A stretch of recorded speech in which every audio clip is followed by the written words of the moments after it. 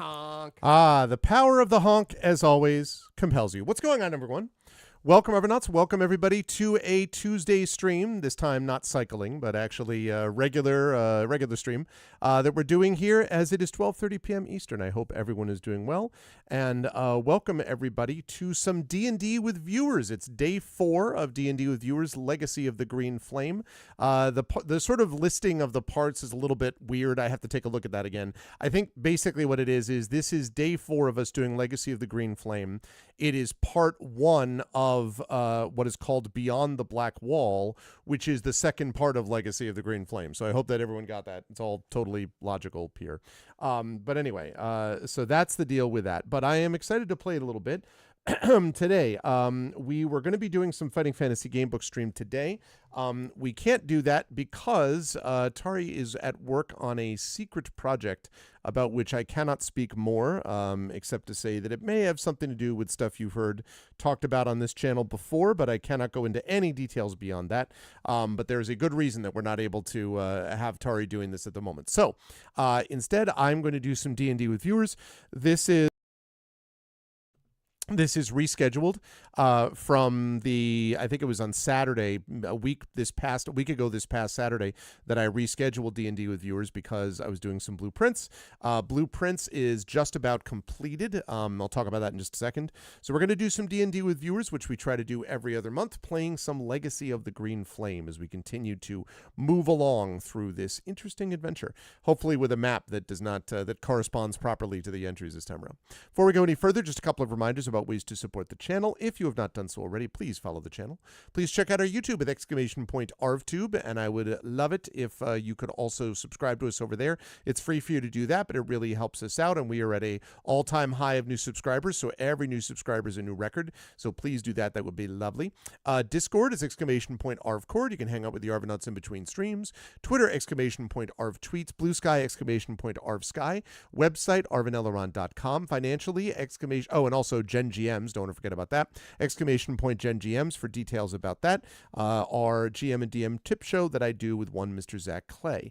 Arv Treon is the Patreon. Subbing to the channel is always appreciated as well. You get those custom sub badges and emotes to use here, there, and everywhere across Twitch. So that is awesome. And you can get inspirations to help our players, our tabletop players, for much of the rest of the month. We have some other D&D sessions going on, including technically Greyshade, I guess, technically is going to be August 1st, but I'll probably kind of fold that in just because a variety of reasons it'll be easier. So anyway, inspirations to help our players would be lovely if you could jump on board with that.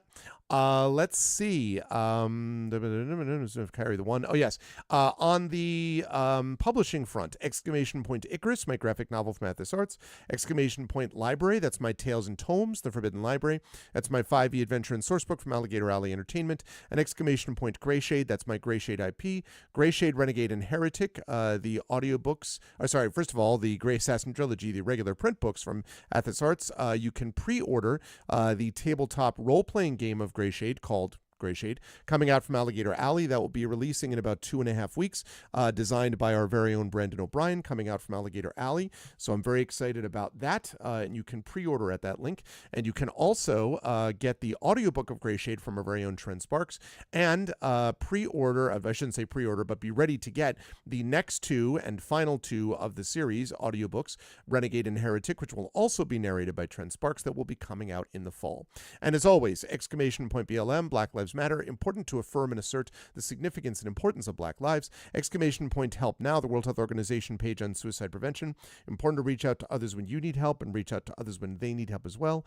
And exclamation point Ukraine, UKRAINE, to help the people of Ukraine as they fight back against an illegal and illegitimate war with bravery and courage. And send the message. We'll do so for others in that situation in the future.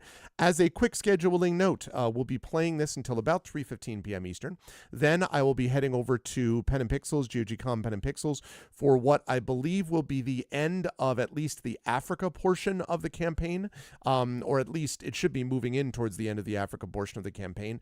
I know we're past halfway. I don't know if we're 2/3 the way through or only halfway through. I'm not sure of Expeditions Rome, but I'm loving that game, and we're moving on to the at least well into, I think we're starting to make the turn towards the home stretch of the game, but we'll see. That's over at GOG.com with Pen and Pixels. That'll be at 4 p.m. Eastern. And then tonight at 9 p.m. Eastern, I'll be back here for the Our Vocalists as we will be doing our stream of Citizen Sleeper 2. We will have a special guest tonight, and I'm looking forward to that when that happens. So definitely stop by and check that out this evening for the channel. And in fact, let me just make a quick note for myself. I have to do that. Let's see. There's this. Okay, great. Okay.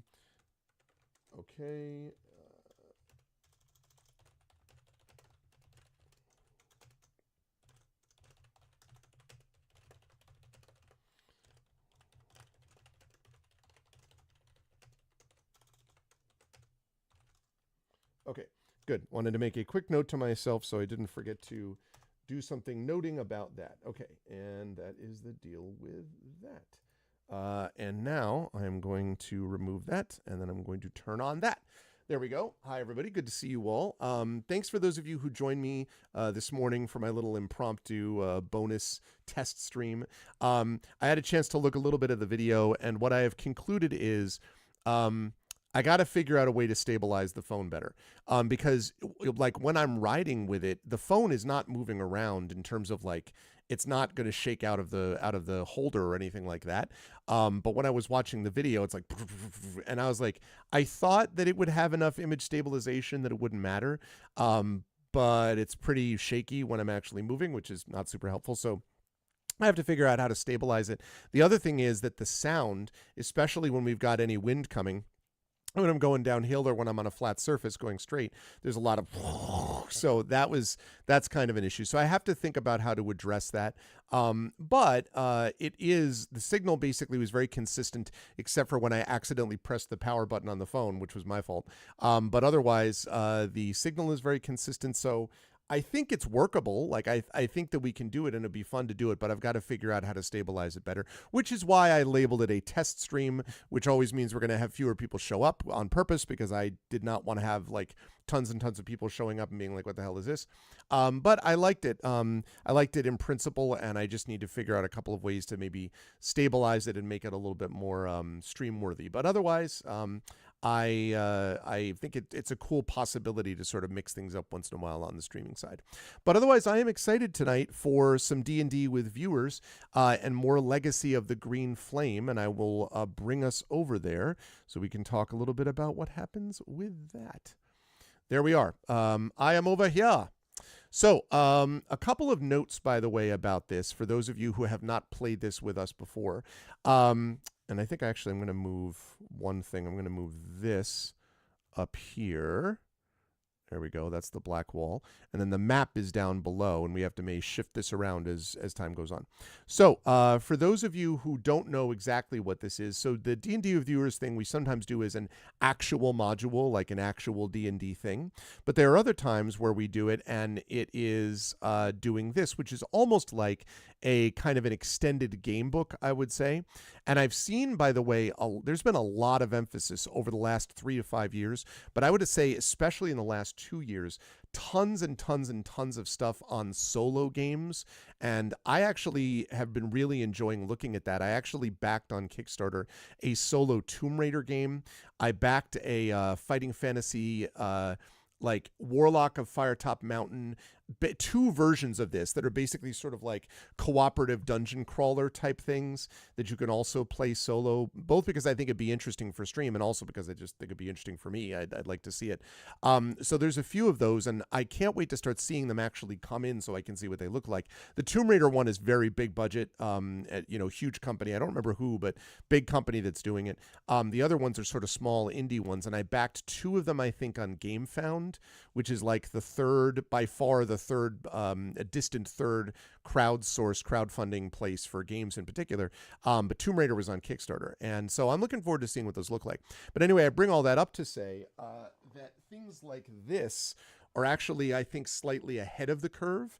And that's very cool. I've enjoyed looking at it and enjoyed playing it. I do hope, as I keep saying, and I don't mean to keep harping on it, but it looks very nice. Like, it's got a very professional kind of outer feel.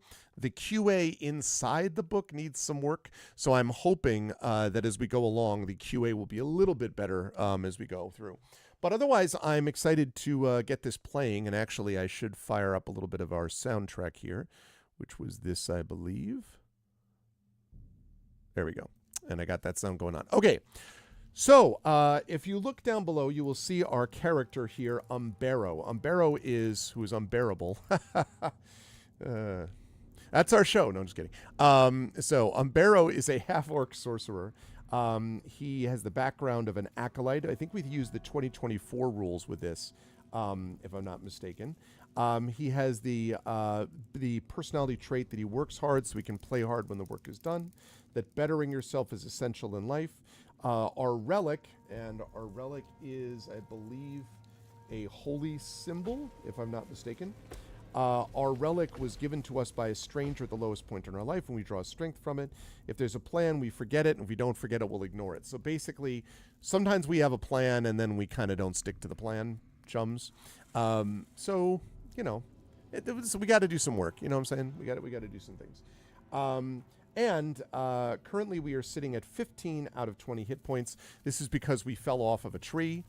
Happens. And we also have some spells. We have got here, our adventuring sort of background is that we never fit in at home. We were looking for a place or party to belong to, and because of our unconventional parentage, we were left in a monastery. As I believe Triffid worded it this way, he never went without, but he never felt he had his own. Very nice. What caused us to become an acolyte? Realized that was the path to gain respect from common folks. We serve El Mater, and our temple monastery was in a mountain valley. Being a half-orc means confusion, because we left much of our identity in the monastery, feel adrift since leaving, and don't even know what being a half-orc really means. So there's that question of paying attention to identity.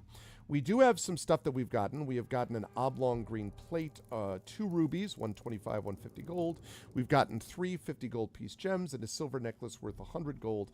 I'm hoping at some point after this that we can actually sell all of this stuff so that we can actually buy stuff. That would be nice. That would be cool. But in terms of spells, we have got for cantrips, Dancing Lights, Firebolt, Ray of Frost, and Shocking Grasp. For our spell levels, we have 4 slots total. We've expended 0 so far. Detect Magic, Disguise Self, Expeditious Retreat, Magic Missile, and Sleep. And we have a level 2, check us out, spell of Misty Step. We have 2 slots for that. And as we jump up here, we are sitting currently at level 3 as a sorcerer. So that's who we are. And I think that's all we basically need to know before we explain what happened here. So in the first portion of this adventure, which took a couple of sessions to get through, first of all, we had the prequel where we basically wandered through to get to this inn. Then we were knocked out by bandits. We woke up in this inn, went to go find the bandits, and instead found some very weird stuff. We found this strange green mist that was deeply acidic and that would basically kill us if we went through it. We did find eventually some bandits, but we also found a grave which was reflective of the green flame. And when we went towards this grave, we discovered the powerful spirit of a green dragon who explained to us that there was this emerald. To be exact, it said, as we were talking about this, that there was that the green dragons go to die at this grave of the green flame. And there's a history of each of the clans that was there. And also, there was, let's see, an emerald of unparalleled value and power. And because we helped the green dragon, he gave us the details about finding it. However, the only clue that he had was that we needed to look, quote, the city beyond the Black Wall. And after we found a sage who explained where this city was that was beyond the Black Wall, we used up a lot of our gold and did all this stuff. We ended up finding the Black Wall and the city that lies behind it. When we were climbing up into it, though, we were being chased by some goblins. We moved quickly to get over the wall, probably too quickly because we ended up falling, and landing on the ground in Area 7, which is where you see us right here. Here is Area 7, right here. The line 7 must be drawn here. So that's where it is. Okay, so that is where we are, and I'm excited for us to get rolling here. So please spread the word, let people know that we are on and rolling, and let's get moving along here as we get into Area 7. And I have really one question: is there any hype? Have we any hype? Obviously, we're starting this early on, and this is a switch, so I'm expecting fewer people early on as we play. But are we ready for some hype? We are ready for some hype. Hi, Prince Justin. I mean, sorry, which I know you're not here. And Craigery. What's going on, Craigery? Good to see you. Always a pleasure. All right, I think some hype and also 4 Fifis is a positive thing. Good to see everybody here. So let's get rolling. So we landed in Area 7, and the area is described this way. The path snakes its way through the rubble and scrub brush. All the structures, which were presumably shops and homes, are now nothing more than piles of rubble and debris. Occasionally a squirrel or rabbit darts across the path, and birds flit about and chirp to break the eerie silence of the once large city. You carefully, and by that I mean we, carefully make our way forward, and as the path begins to straighten, we see a small clearing ahead. It is an intersection of paths. A flat circular stone rests in the middle of the clearing, and a handful of nuts and berries lie on the stone. And thus it is that we have our first, let me put this up here. This is our first choice that we have of the day. What should we do? Our first vote. Should we, approach and investigate the stone? Question mark. Should we take up a position to observe the clearing for a while? Question mark. Should we follow the path to the south? Let me just double check though. We may not do the south one because I think that's where we came from.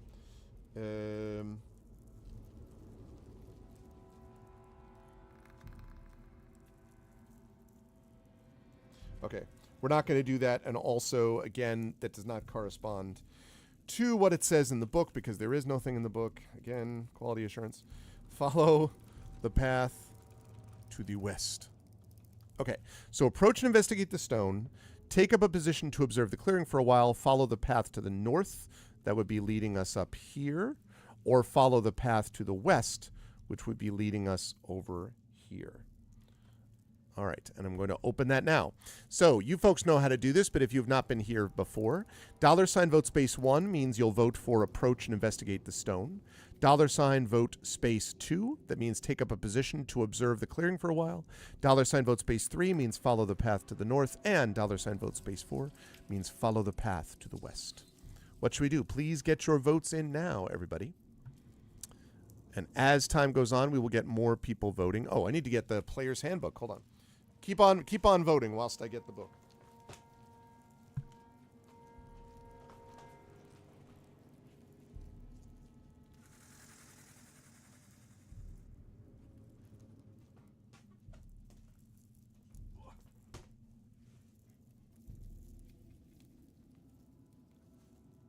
There we go.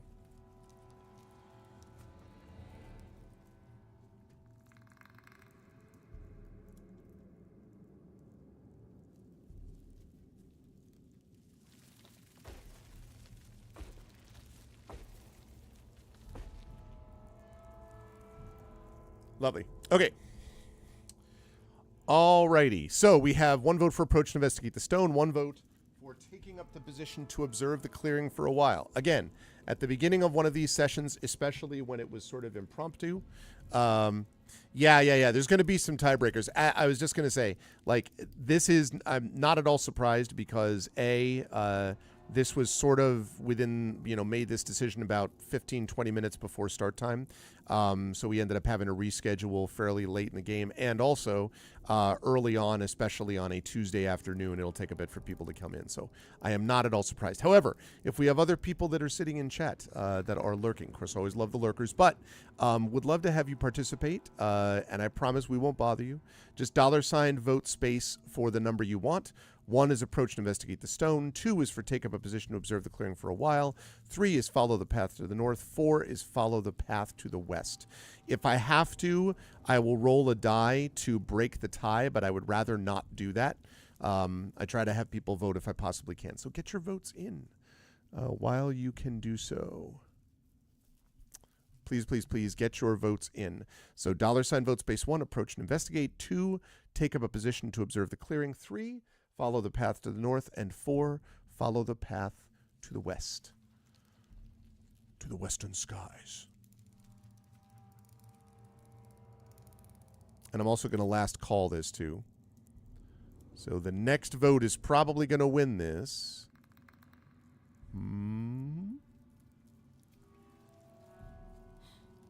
Next vote's probably going to win this.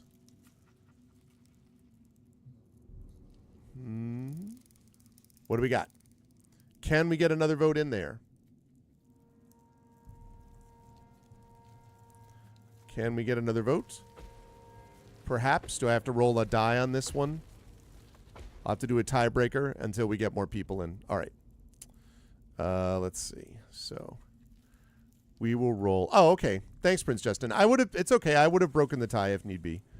I would have broken the tie, but thank you for the change vote. Okay. So we're going to close it, and we are going to take up a position to observe the clearing. Oh, no, no, no, no. It's not no. See, I didn't want it to Steve like that. No. Okay. Take up a position to observe the clearing. No reason that you can't then approach later on, Prince Justin, so there's that. Okay. After about 20 minutes, you see a rabbit enter the clearing and move toward the stone. No sooner does the rabbit jump onto the stone than a crossbow bolt strikes it square in the neck. And you see this stepping out. So, dang. All right, let me open this up. Yeah. I mean, we should definitely make sure that when you do a D&D with viewers thing, that we have you play at some point the person that you want, the character that you 100% want to be. You know what I mean? Like, we should have a situation where we do that and there's, like, no question about it that, like, that's the thing you want to play. Right. I've got a picture for you. Just give me a second.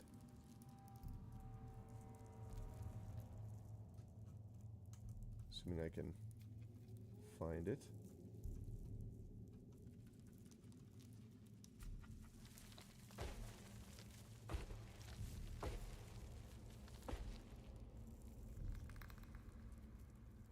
There it is. Took me a minute to actually find the picture. Promises, promises. No. I'm serious. We just need to find out. We just, we need to let the man and moment must combine, as they say. So, okay, good. That's that. So now we pull this up. Paste, crop, save as, D&D stuff. Legacy the Green Flame.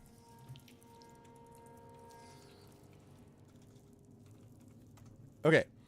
So here is what you see. And I will bring this up on stream.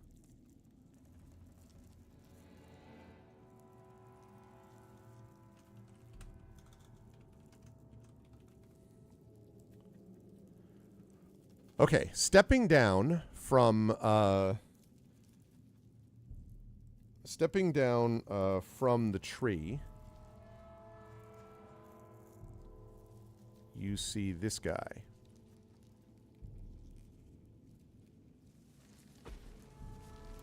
Aha! I'm sure he's friendly. What could possibly go wrong, right, chat? I have no doubt that he's going to be just fine. A goblin clad in camouflage, clearly, that's how you pronounce that word. Camouflage, rags, steps into the clearing and moves to gather its prey. The goblin suddenly stops and points its crossbow in your direction. All right, so, chat. Are we going to... this is a much quicker vote here. Should we attack the goblin? That's $vote space 1. Or talk to the goblin. That's $vote space 2. He's pointing the crossbow in your direction, but he has not attacked you yet. So should we attack the goblin? That's $vote space 1. Or talk to the goblin, $vote space 2. Attack is 1, vote is 2. What do you think?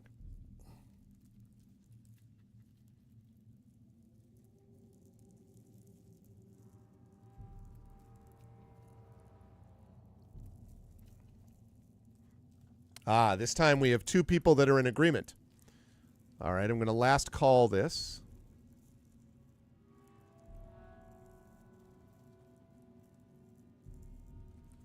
Two people in agreement.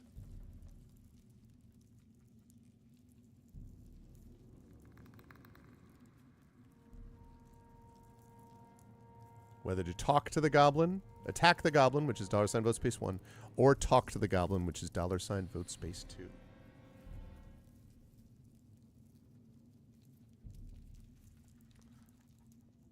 All right. Going once. Going twice. Talk to the goblin it is. Okay. The goblin studies you for a moment and speaks. I am Nibrig. I want no fight. Who are you? And what are you doing in Slay? Slay. All right. So, chat, should we answer the goblin? That's $vote space 1. Or attack the goblin is $vote space 2. So, answer the goblin, $vote space 1. Attack the goblin, $vote space 2. What say you?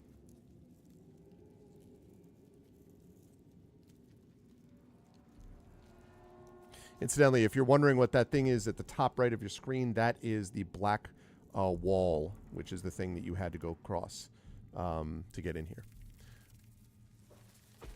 Again, I can see some common elements here among chat. So last call, last call.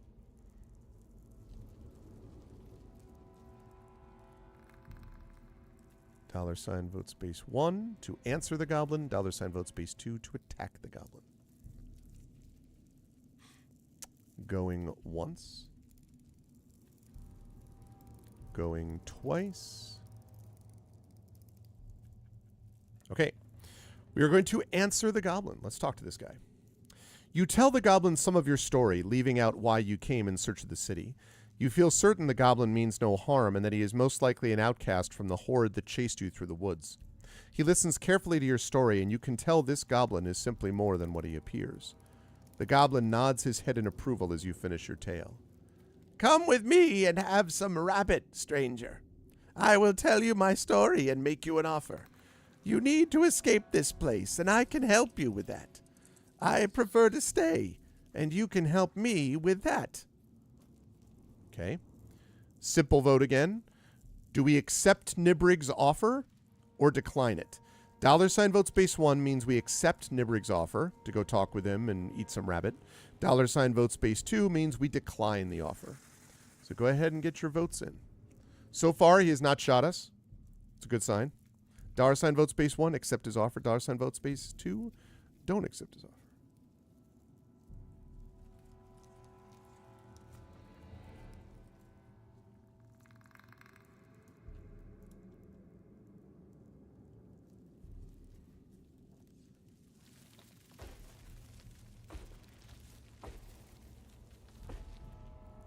Okay.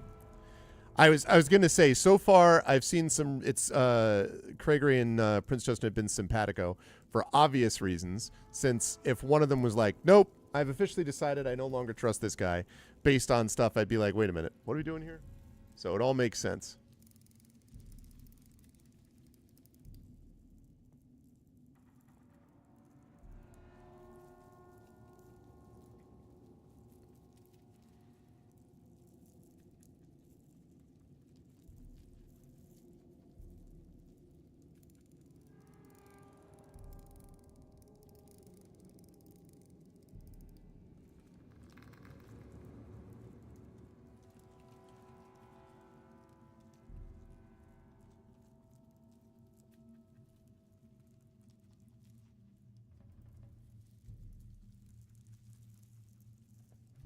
Okay.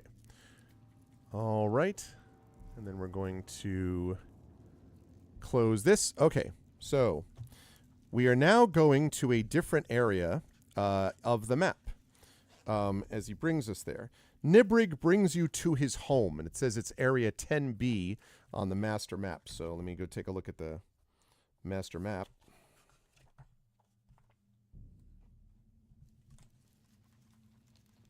Ah, okay. Convenient. We should be able to, I think. Nope. Okay, there it is. Reveal the area. I think we should be able to, like that.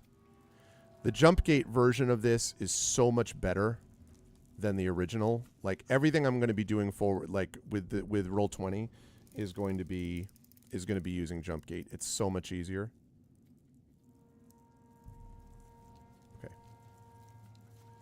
It's just way less finicky than the original, so. Okay. Lovely. All right, so here we are, chat. Welcome to Nibrig's home. I hope you like the look of it. Okay. So, and I'll actually see if I can zoom out a bit. I can. I'm going to actually reveal a little more, like that and that. Here we go. Great. Okay. Nibrig brings you to his home. The building has a single room, no more than 15 feet square. The room is organized and relatively clean. A stone oven in its north wall crackles away with a small fire. Furniture of suspect craftsmanship is set throughout the room, including a small table and chair set, a cot, a workspace with a larger table, and some cupboards lining the wall. In the middle of the room is an air hockey table. I'm just kidding, I made that up. Nibrig throws his rabbit into a pot and starts his stew. You've told me your story, and now I will tell you mine. I am, or was, next in line to be king of the goblins of the wood. But through deceit, I was banished and fled here to save my life. I may seem particularly articulate for a goblin, that's goblinist, by the way, but that is easily explained. You see, my father, the previous king, believed I should be educated so that I might lead our tribe to greatness. To that end, he set me to work for the necromancer that holds power in the far north of the wood. Not far from here, actually. In all actuality. Well, my brothers became jealous. What's going on, Omizu? Over in YouTube, welcome, welcome. Welcome to some D&D with viewers, Legacy of the Green Flame. Hope all's well, Omizu. Good to see you. Well, my brothers became jealous, and they devised a plan to destroy me. They only partially succeeded, and I was forced to flee to this place. But none of that matters anymore. You are here, and you seek to escape. I can help you with that. I know what you must do and where you must go. I will tell you all you need to know, but first you must do something for me. Go back down the path and take the turn to the north. There you will come to a clearing, and you will find a structure much like this one. Inside or thereabouts, you will find a rather large and nasty snake. Bring me the head of the snake, and I will tell you what you need to know. All right. So the goblin wants us to kill a snake, and then he will tell us what we need to know. That is the deal. that is before us. So, very simple vote, chat. The question is, do we accept it or not? $ vote space 1 means we accept Nibrig's offer. $ vote space 2 means he will let us stay the night but be gone the next morning, and then we would have to basically select a path to follow, and we won't see him again for the rest of the adventure. In YouTube chat, by the way, Omizu, anyone watching in YouTube, you can make your votes. Since I don't have ArvBot working, ArcanusBot working over there, you can do that by just telling me in YouTube chat, which do you want to do? As for Twitch chat, that's open right now. So $ vote space 1 means we accept Nibrig's offer to go get the head of the snake, and then he'll help us. $ vote space 2 means we decline his offer and we go off on our own. So YouTube chat, I will also ask you, let me know in chat, are we going to accept Nibrig's offer? Just say accept his offer. Or are we going to decline and go off on our own the next day? Please let me know that if you wish in YouTube chat. Thank you for the votes already over in Twitch chat.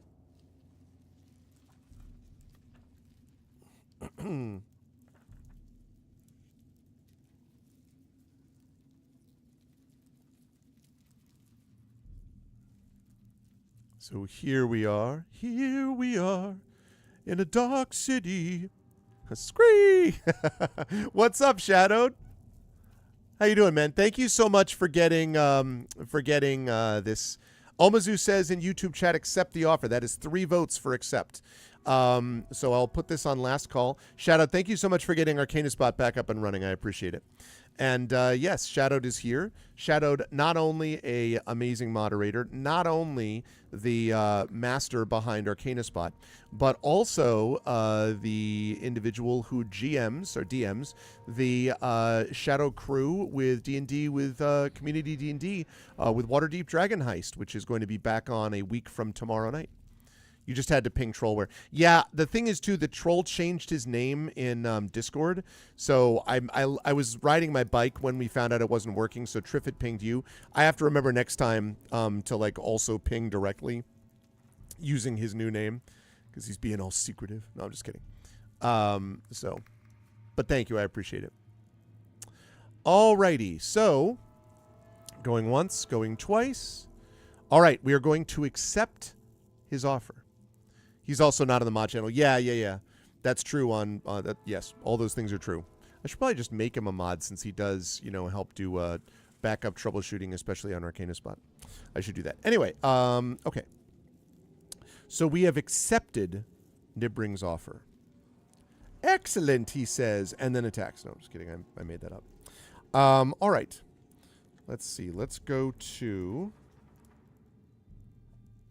Right. Okay. Let me find the map so we can go there. Got to find the map. Got to find the map. Okay, there we go. All right. It is up and to the left. So it's about like here. So let me show this.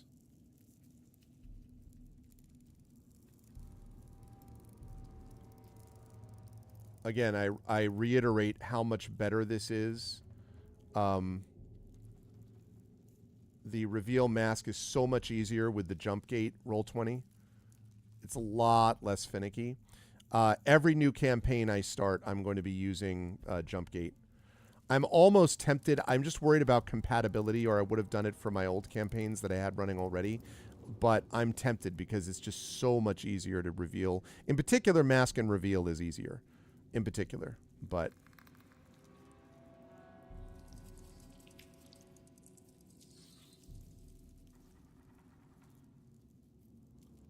okay, here we are. He's the second most amazing mod. You are. I did. That's why I made clear not to say the most amazing dragon. He's just one of many amazing. That's all. That's what I'm saying. One of many, many, many amazing. Because Triffid and Prince Justin and so many people that, so many amazing mods. Right. What am I looking for? What was this? It was... okay. 12... Oh, 12. Okay, because this is the park. Right, okay. So we are here. inside this park. There we go. So, we are inside this park. This area of the city may have been... Yeah, that's what I'm worried about, Shadowed. It's exactly right. That's what I'm worried about. But man, you know what I mean though, Shadowed? I don't know if you've had a chance to play around with it, but like Jumpgate is like so much more intuitive and it just is less janky. Like so I am very much looking forward to having like all my new games as I start them moving into Jumpgate, like, and just using them straight up. So I'm looking forward to that. Okay. This area of the city may have been a park of some sort, as there are only a few piles of rubble that were once structures. Also, the scrub goes taller and more trees are present. The path simply comes to an end in a large flat area. Unlike other parts of the city you've seen, there were several areas that contain no rubble or scrub, only tall grass swaying in the breeze. A single low building, no more than a stone hut, is situated at the center of this area. Now, I'm going to have us jump past here because, let's see. Actually, no, I guess we can do this. So, all right. Remember, chat, we know why we were sent here, okay? So, but I just realized I shouldn't just assume. So, what do you want? What should we do? Should we investigate the hut? Should we scout the area? Or should we leave the area? Remember, we were sent here. Oh, sorry about that, Amazu. Thank you so much. Appreciate that. Yes, I am running 5th edition, but this is 5th edition 2024. This, too, has been giving me a chance to try out some 2024 5th edition stuff. So, okay, so should we investigate the hut, scout the area, or leave the area? Remember that we were sent here by the guy whose name I already forgot. Nibrig? Nibrig, I knew that. Nibrig sent us here. So, do we, $vote space 1, investigate the hut, $vote space 2, scout the area, or $vote space 3, leave the area?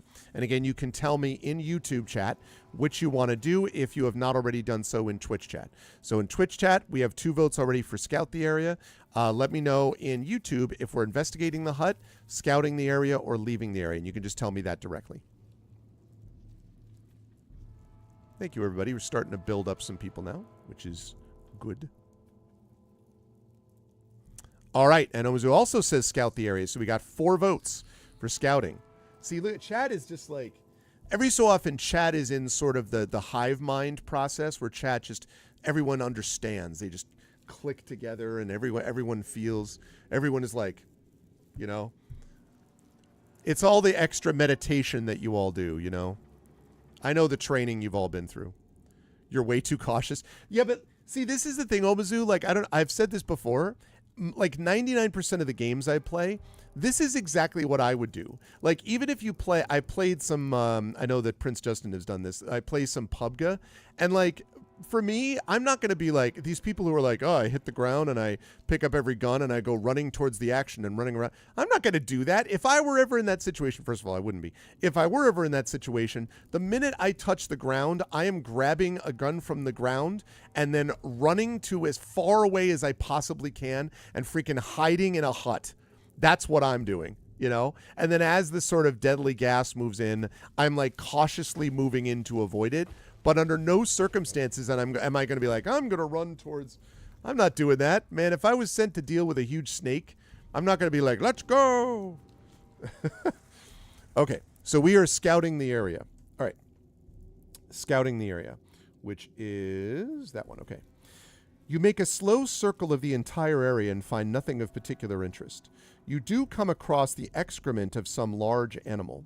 The dung is often filled with small bones, indicating that whatever excreted it ate its victims whole.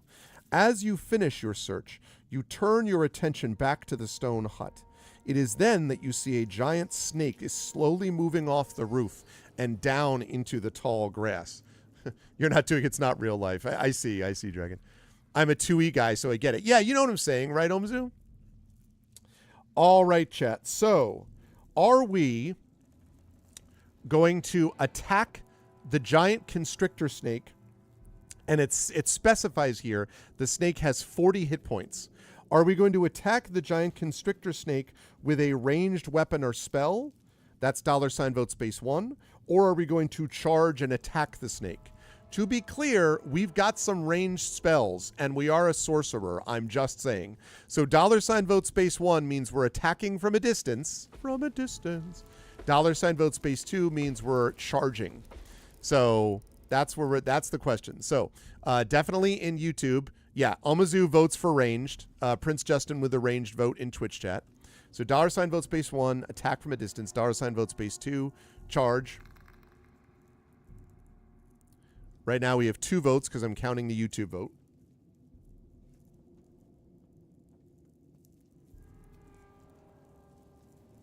Oh, and also, while you're doing that, I'm going to put the picture up here. I have a picture. Everybody, yeah, yeah. Find the snake guy. Yeah, yeah. Okay. And then we do this, and then we do this, and we do that, and then we do save as giant constrictor. Not constructor, Arv.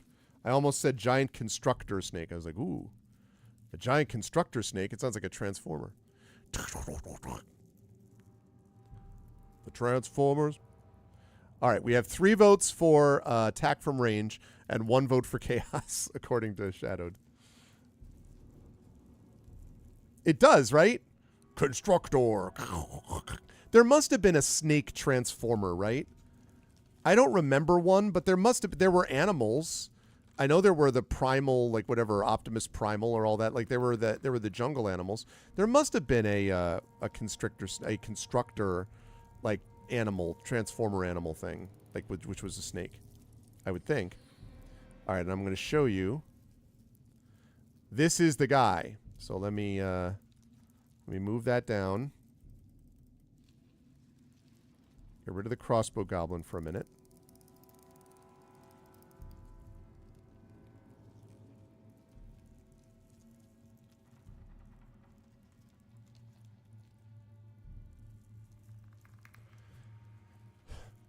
Snake Tour. There's a cassette tape one. I actually had there were 2 tapes. I had Soundwave Dragon back in the day.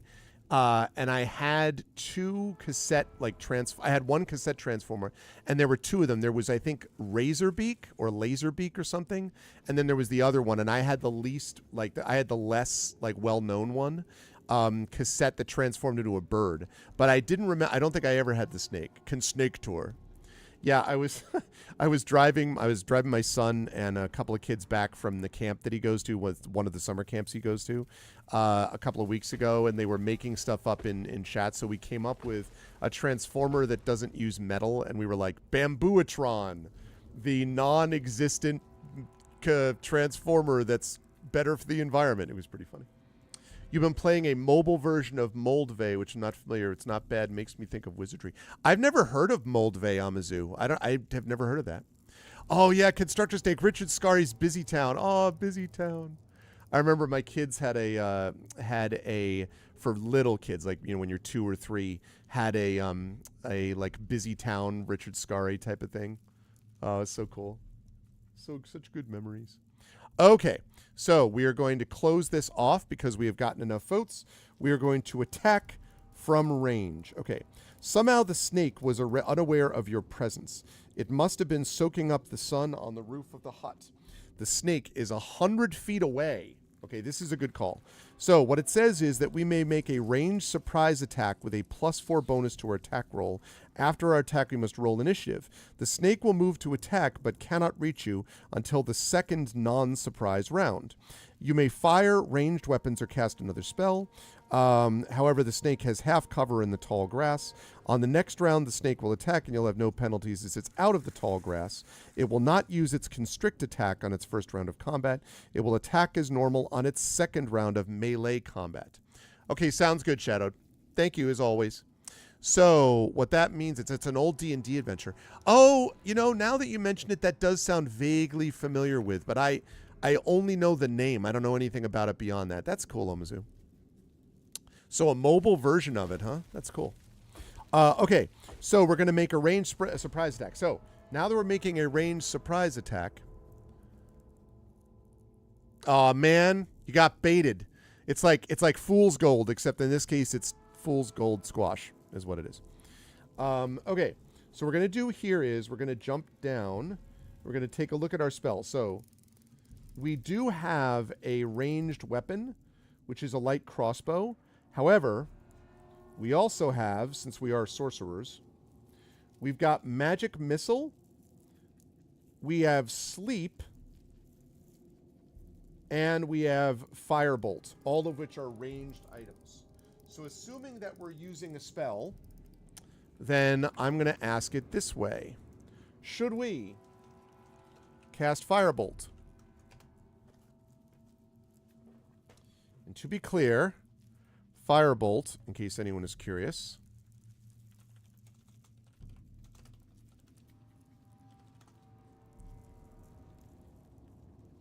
okay, firebolt is that's 1d10 on hit. Or should we cast, let's see, magic missile, which is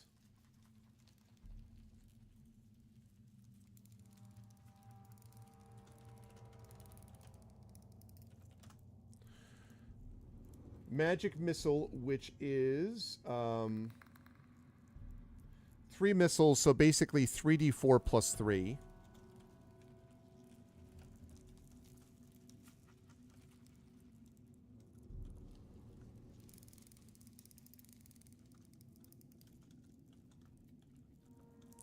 Or should we use or should we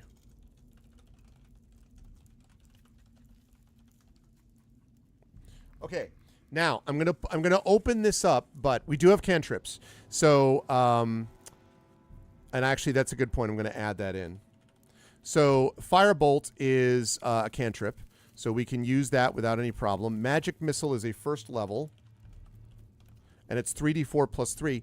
Or we can attack with light crossbow. Now remember, the giant constrictor snake, it says, has 40 hit points, right? So if we are casting a firebolt, that means that we have to make a ranged spell attack, but we do get +4 this first time. So if we cast magic missile, we are using a first level slot. However, it is guaranteed to hit. So the +4 is immaterial. We could also then cast it the next 2 turns. So basically, we could cast 3 magic missiles in a row, 3 sets of magic missiles in a row, because we get the surprise round and then 2 rounds before it gets to us. The second 2 rounds are in half cover, but if we're using magic missile anyway, it doesn't matter. It's going to hit regardless. Cover doesn't make a difference. So if you put that together, you could either do firebolt the first round, and then magic missile, if you follow what I'm saying, second round and third round. Or we could do 3 magic missiles in a row, which would ultimately end up being, if I count properly, 9d4 plus 9. So there's that we would have too. That's a possibility. And also, thank you to, I think it was Moody Bro. Thank you so much for the follow. Appreciate it. Welcome to the Arbonauts. So we could do that too. So for this first one, we have a vote for firebolt already. So in other words, if you're going to use the attack bonus, firebolt would make sense first, and then magic missile second round, magic missile third round, because that ignores cover. So if you want to do that, then you would say right now for round 1, the surprise round, then $ vote space 1 is cast firebolt, $ vote space 2 is magic missile, $ vote space 3 is attack with the light crossbow. And we get +4 on this first round only. After that, it's going to be in cover, light cover. Or half cover, I mean. So right now we have 1 vote for firebolt in YouTube, and we have 1 vote for firebolt in Twitch chat. So $ vote space 1 is firebolt, $ vote space 2 is magic missile, $ vote space 3 is light crossbow. Also, of course, the firebolt is a cantrip, and thus will not get used up. Obviously, we don't have any cantrip slots or anything. So get your votes in, please.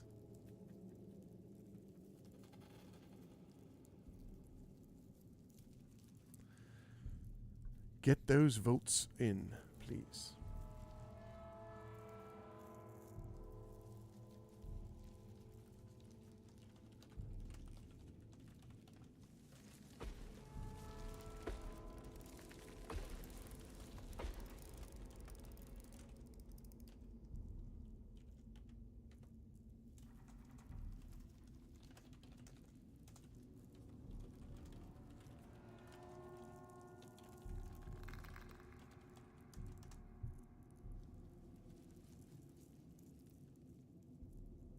Okay.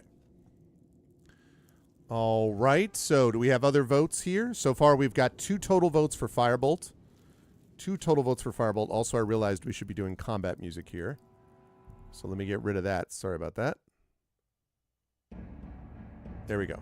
Since we are now officially attacking the snake. The snake. Hiss, hiss, hiss. The snake. Snake it, snake it, snake it up. All right, we're going to last call this. Last call. Going once. Going twice. Okay. Firebolt it is. All right, so we're going to cast Firebolt. Okay, so what I need is someone in chat to be willing to roll for us. And the way this works is that you can actually roll using, let me get that dice roller up. Hold on a second.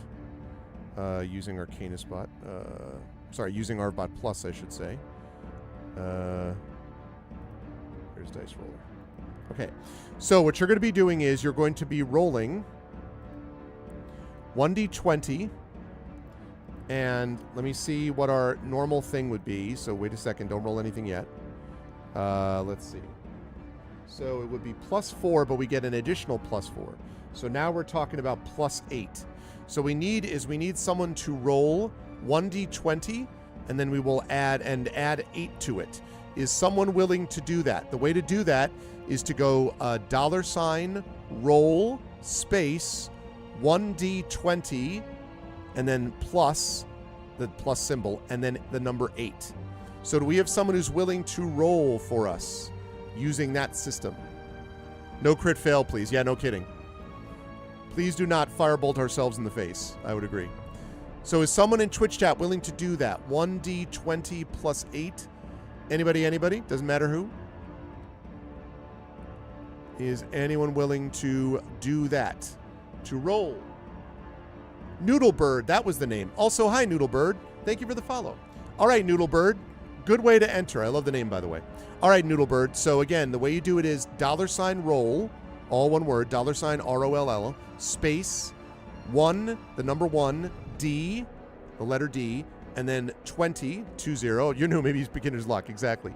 Space, and then plus the symbol, the plus symbol, 8.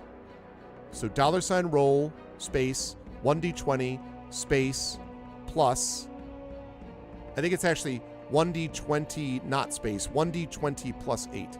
It worked. Yay! See, look at that. 27 right off the bat. Wow, Noodlebird, welcome. See? This is what happens. You join the channel and immediately good things come to you. Good stuff. All right. Yeah, that's 100% a hit. All right, now you got to roll damage, Noodlebird. Let's see if we can keep the beginner's luck up. So for this one, we need you to do $roll space 1d10. Nice work, Noodlebird. $roll space 1d10. And that will be the damage that we do. Flame on.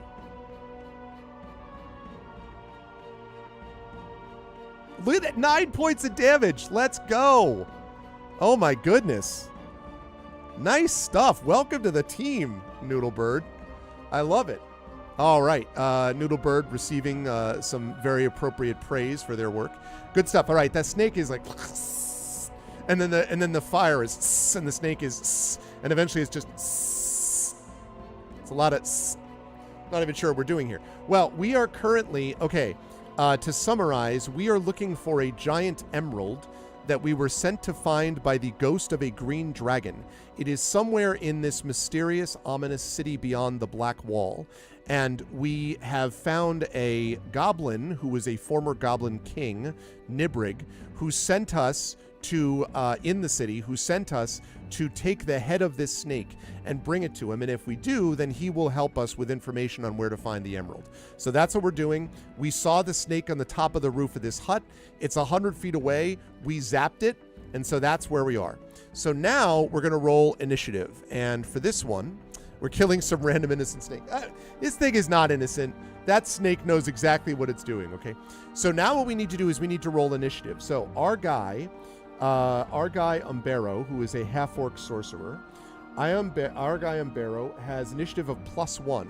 So now, Noodlebird, if you would not mind, I'm making you the roller for now. But again, feel free to, I don't want to put any pressure on you. But if you're willing to keep rolling, we like to hold on, keep a person who's rolling. We keep them rolling for a little bit.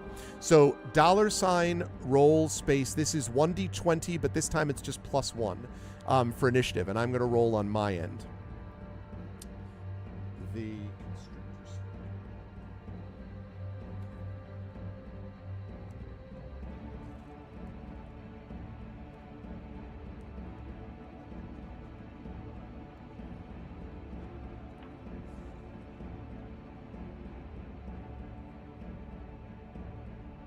oh wait, not NPCs. I need monsters.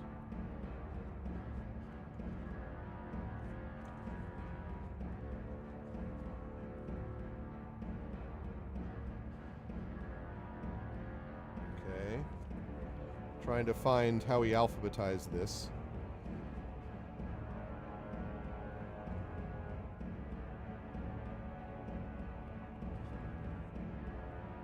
Oh man. No snake, no serpent. All right. I'll have to look it up. Yeah, exactly. God damn, D20. Look at that. Holy crap. 21 initiative. All right, well, I need to find what the giant constrictor snake's initiative is. Jeez, Noodlebird. All of a sudden, Noodlebird reveals themselves to be the author of this adventure and hacked themselves in.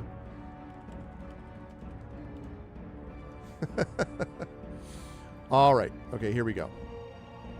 I finally found it. Okay. Well, I mean, all right, let's see. It has a +2. Yeah, it roll.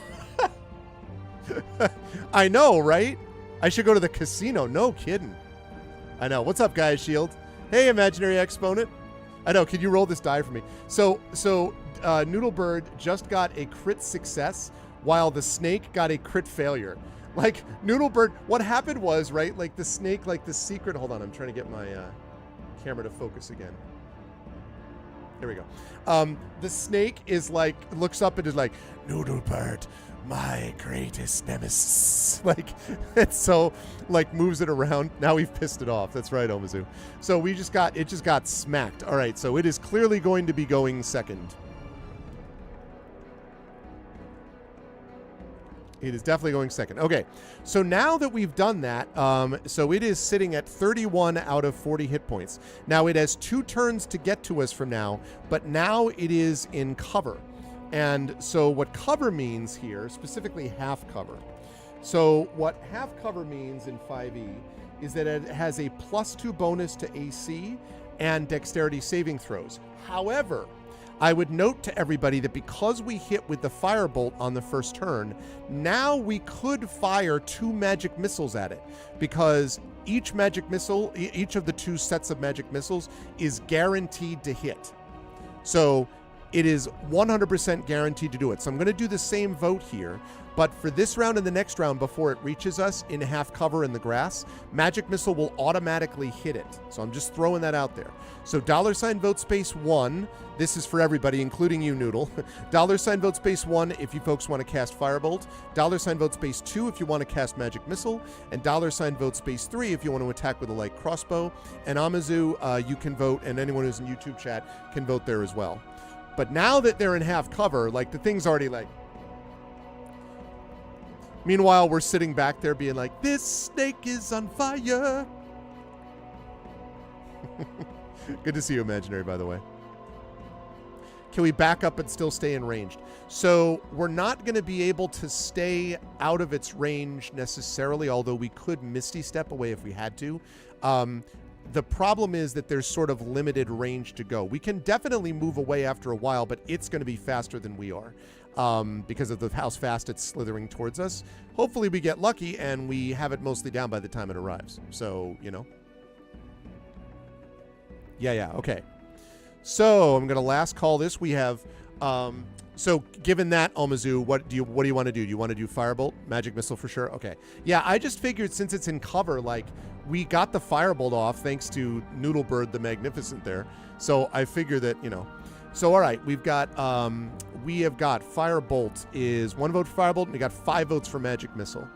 That's what I'm saying. That's what I'm saying. Whoops, I last called twice for no reason. Going once, going twice. We don't have Grease. We do have Sleep.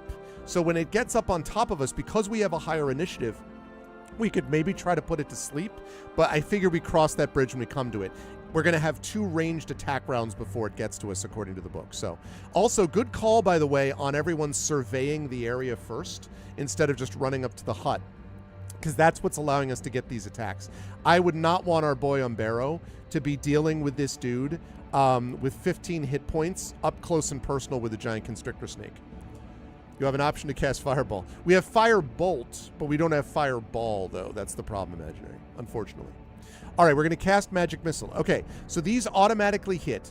So what I would like you to do here, they're all going to the same creature, so it's really easy. So I would like you, Noodlebird, since we're going to keep rolling with Noodlebird here. The +8 didn't hurt, I know for sure, Amazu. We need you to roll, if you wouldn't mind, $roll space 3d4 plus 3, because it's basically 1d4 plus 1 3 times, but we're just going to combine that together. So 3d4 plus 3 on this one. Yeah, unfortunately not yet. We're only level 3 Sorcerer Imaginary. Working on it. So 3d4 plus 3, if you would, Noodle. Imaginary, when you got here, you didn't see that Noodlebird has already been, like, rocking the house. They showed up, just followed. Yeah, another good one. 3, 3, and 2 is solid. +9, 11 points. Pew, pew, pew. All right, that means it is down now to 20 hit points. We've got it down to half health, and we have another round of ranged attack on it. So it keeps slithering. We've used 1 slot so far, 1 first level slot, but we have 3 left. So we have 3 level 1 slots left. So I'm going to clear this, and I'm going to reopen this. Okay, now this is the last ranged round, the last round of a free attack, basically, before it gets to us. It's still in half cover, and next turn it'll be on top of us. So, and we still have 3 first level slots left, remember. So, $vote space 1, we cast Firebolt, but again, it's in half cover. $vote space 2, we cast Magic Missile. Again, that's a guaranteed hit. $vote space 3, we attack with a light crossbow. That's what we've got. Also, there is a world in which we could almost have this thing completely dead by the time it by the time it gets upon us. That's possible. So, which I think would be nice. I don't entirely know how we're going to take the head of the thing. I assume we're going to Magic Missile its head off. I don't know. I look and, like, on the 4th page of the character sheet, it's like, you have giant constrictor snake decapitation amulet. Oh, man. No. We do not have that, in fact.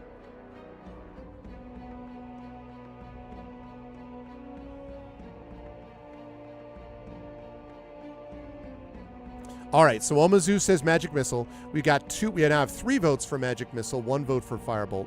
Yeah, I'm with Chad on this. I don't want to mess around with this thing.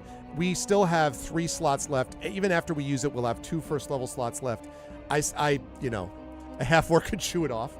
I don't know though. Do you see the picture? Look at. I'm gonna increase the size of this picture for a minute. Look at this thing. I don't know, man. You chewing the head of that off?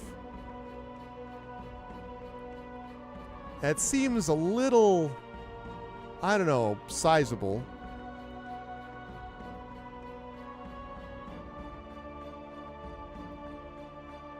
Of course, what it's actually doing there is it's like, hi, friend. So good to see you. Might take a while, but it could be a snack. I suppose it'd be good. It'd be good fiber, right? I have never had snake meat. I've heard people say that it tastes like chicken, and my problem with that is I feel like these people say that everything tastes like chicken. So I don't know.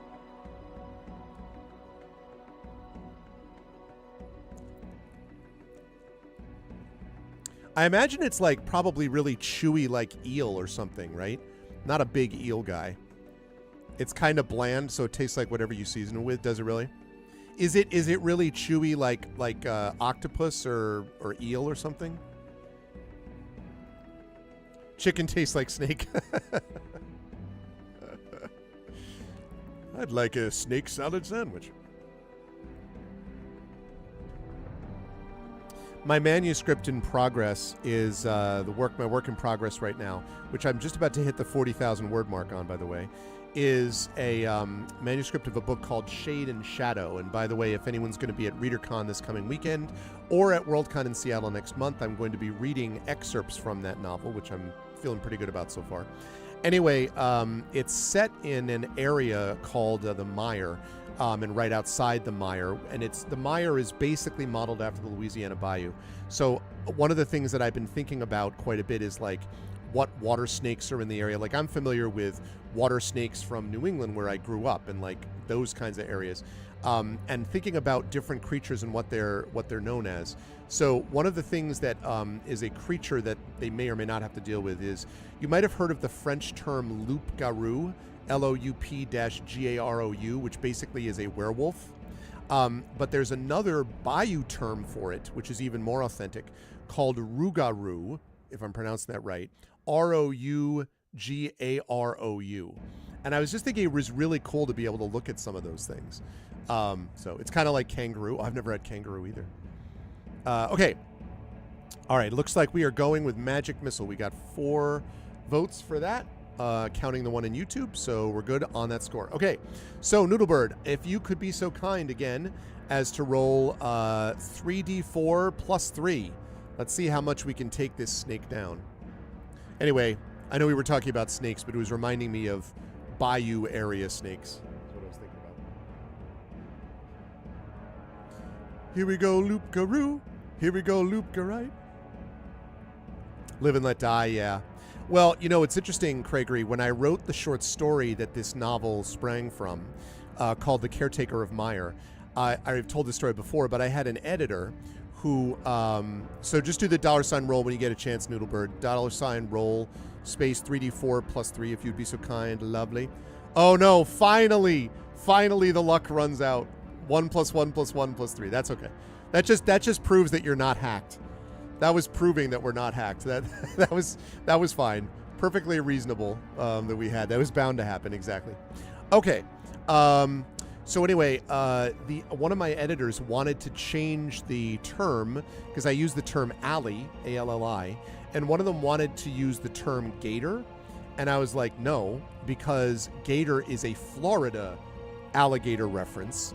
Alley is specific to the bayou. It's more of a kind of francophone word. But it was just little, like subtle little stuff like that as differences can have a real effect on whether something feels authentic. And to be clear, it is not actually set in the Louisiana Bayou. It's just modeled after that. So there are definitely changes and variations, but I was inspired a little bit by that. Very like Beasts of the Southern Wild, if you're familiar with that. So, okay, great. So 6 points damage. All right. So it's 14 hit points there. South of Midnight. That sounds really familiar, Craigery. You like it? It sounds really familiar, I believe. Okay. So anyway, all right. So it comes up to us. And now it is our initiative roll. So now let me sort of set the scene for everybody. The thing is upon us. So the snake is faster than us, and it will be able to attack us if we do a ranged attack, unless we do nothing but double move away. But if we double move away, then we can't do anything else on the turn. So at this point, we're not going to attack with a light crossbow.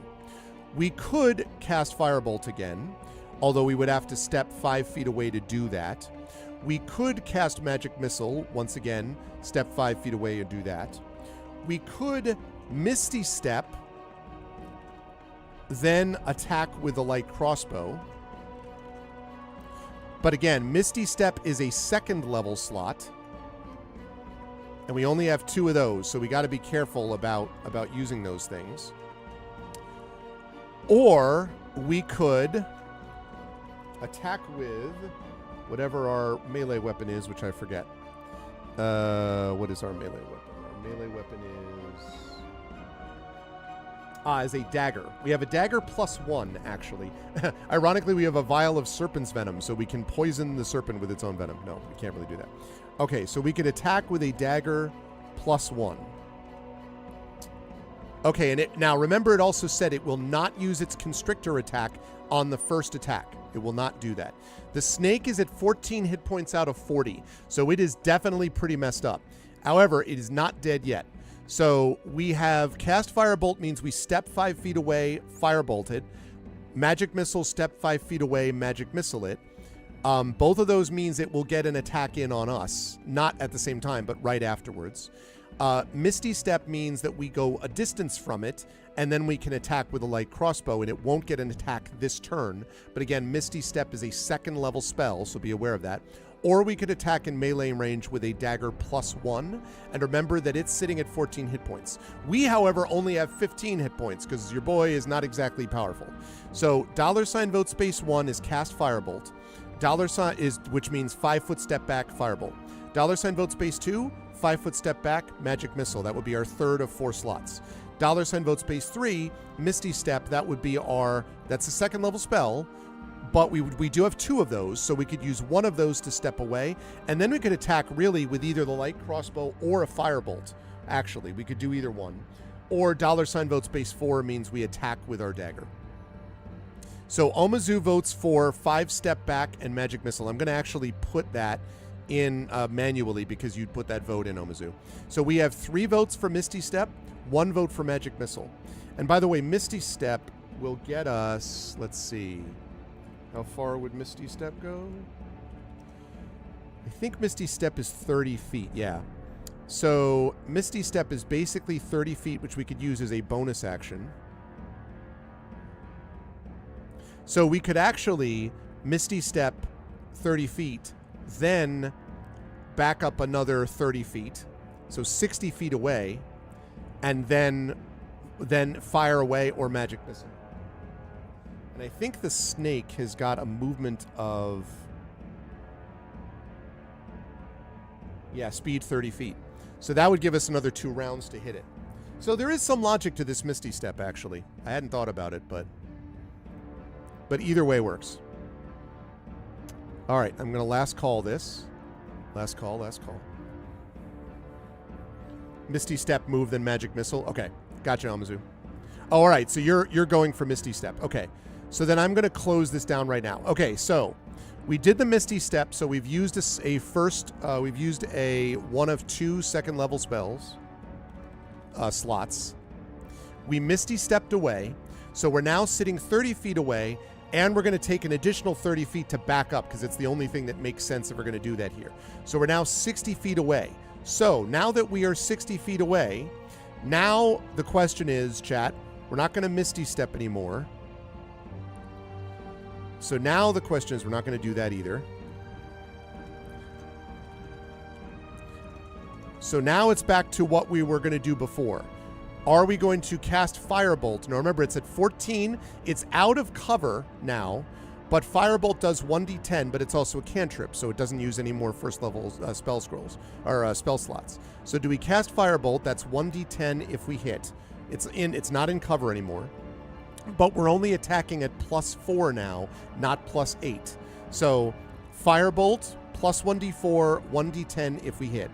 Magic Missile automatically hits. That would be our 3rd out of 4 first level slots, and that might come close to killing it. Or do we attack it with our light crossbow? And it's 60 feet away. So $ vote space 1 means cast Firebolt. $ vote space 2 means cast Magic Missile, which is what Omizu already voted for, so I'm putting that in manually. $ vote space 3 means attack with our light crossbow. This is a tough call. I could see this going either way. It's actually kind of an interesting fight. because of the different variables with the half cover with the grass, and then us being able to step back. That's a good call on Misty Step, chat. You were thinking about that the right way, because it gives us more distance in the end at the cost of a second level spell slot. And one thing to remember, this is important for everybody. I know my role players in here will know this already. Remember that hit points are also a resource.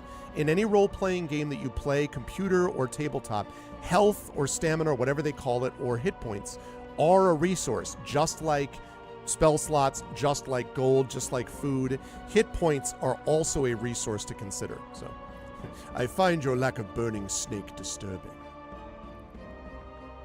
We got space. We could try to cook it before chewing its head off. That's fair. That's fair. All right, so it is tied up right now, chat. We have 2 votes for Firebolt, 2 votes for Magic Missile, and I counted Omizu's vote for Magic Missile already in YouTube. So, chat, what do you want to do?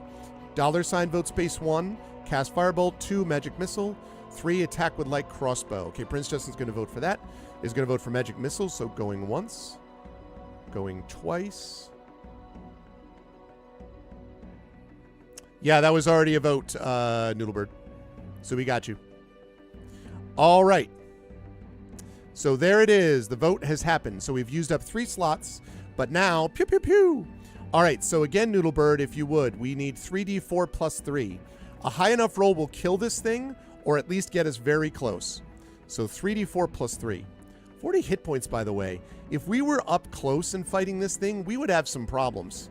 Like, we would have had to Misty Step immediately, and, like, we would have some issues if we were dealing with this thing up close and personal. I'm glad we did not. All right, 9 points of damage. Much more robust. I love it. I love it. All right, 3d4 plus 3 means we're looking at a 9, so it's down to 5 hit points. Awesome. Okay, so it slithers towards us, but because it's 60 feet away, it only gets 30 feet movement, so we have another attack roll on it. So, second verse, same as the first, chat, or whatever this is now, 4th verse. So now, it only has 5 hit points left, and it is 30 feet away, so we get another free attack on it. So, are we going to cast Firebolt? That's 1d20 plus 4 to hit. Are we going to cast our last Magic Missile? That is our last first level slot, though. Or are we going to attack with our light crossbow? So, $ vote space 1 is Firebolt. That's a cantrip, so we can do that as much as we want. $ vote space 2 is Magic Missile. $ vote space 3 is light crossbow. I should say that we also do have a Ray of Frost, but I think Ray of Frost is... It's 60 feet. We could hit it, actually. So you know what? I'm going to close this for a minute. I'm sorry. I apologize. Everyone, I apologize. I'm going to close this for a minute because I didn't realize that Ray of Frost is also a cantrip. I didn't talk about it before because the range is only 60 feet. But now that it is actually 60 feet, Ray of Frost, which would do 1d8 on a hit and would also slow its feet down by 10 feet. So it basically would not get to us by the next round, slow by 10 feet. But it doesn't do as much damage as a Firebolt would do. But that is also a cantrip. So give me 1 second. Let me just put that in. Cantrip. Nothing but cantrip. Okay. All right, so now I'm going to open this again. Sorry about that. That's right. It'll slow it down, but less of a chance of hitting it. So, and the crossbow, that is a good question, Omizu. The crossbow would do 1d8 plus 1. It's plus 3 to hit. So it would be plus 3 to hit, 1d8 plus 1. So basically, to summarize, Firebolt and Ray of Frost are both plus 4 to hit. Firebolt does 1d10 damage on a hit. Ray of Frost was 1d8 damage on a hit and slows it by 10 feet. Firebolt more likely to kill it, but Ray of Frost will slow it down if it hits. Both have the same amount of chance to hit. Magic Missile is automatic, but that will use our last first level slot. Attack with Light Crossbow would do 1d8 plus 1 on a hit, but the plus on that is only plus 3. So a little bit of a less chance to hit Omizu than the other two. So that's what we're looking at. So $ vote space 1 for Firebolt, $ vote space 2 for Ray of Frost, $ vote space 3 for Magic Missile, $ vote space 4 for Attack with Light Crossbow. I know, and they have even less feet now, Trippid. This is what I'm saying. It's funny. All right, so we got 2 votes for Cantrip, Firebolt. We've got 1 vote, 3 votes now for Firebolt, 1 vote for Ray of Frost. Omizu, what's your vote in YouTube? I will add you to the vote. Are we Firebolting? Are we Ray of Frosting, Magic Missiling, or attacking with light crossbowing? I'm very proud of chat. Can I just say? You all immediately saw the point of doing Misty Step, and I was all about like, man, I don't think we should get up close and personal. And it did not occur to me that that means Misty Step, even if you use a 2nd level slot, is much better than the possibility of losing health. So, applause to you, chat. Well done.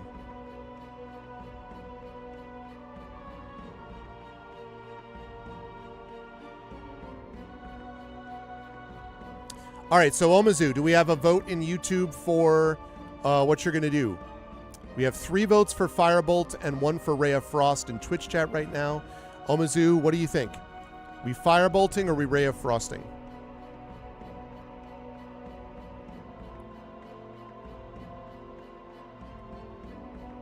Firebolt. Okay. We have 4 Firebolts.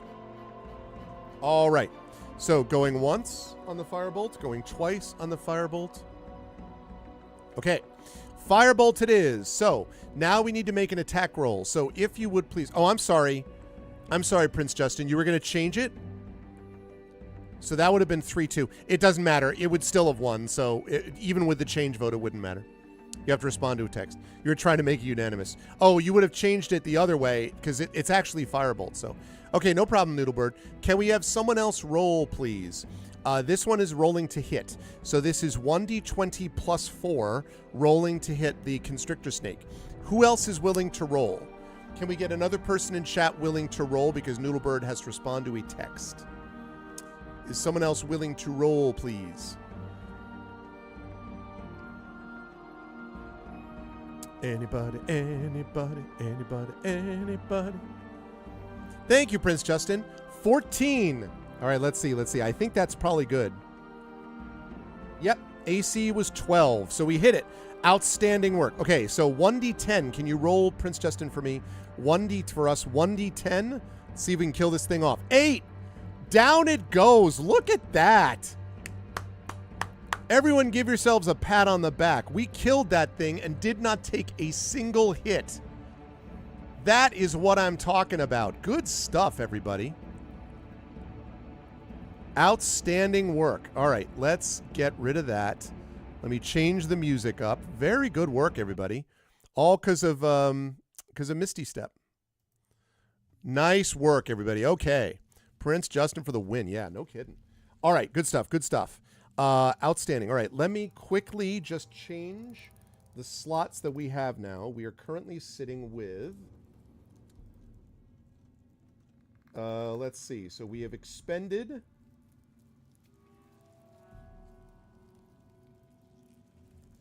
We have expended 3 slots.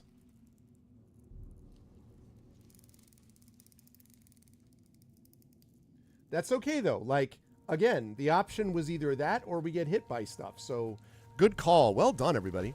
I'm very impressed.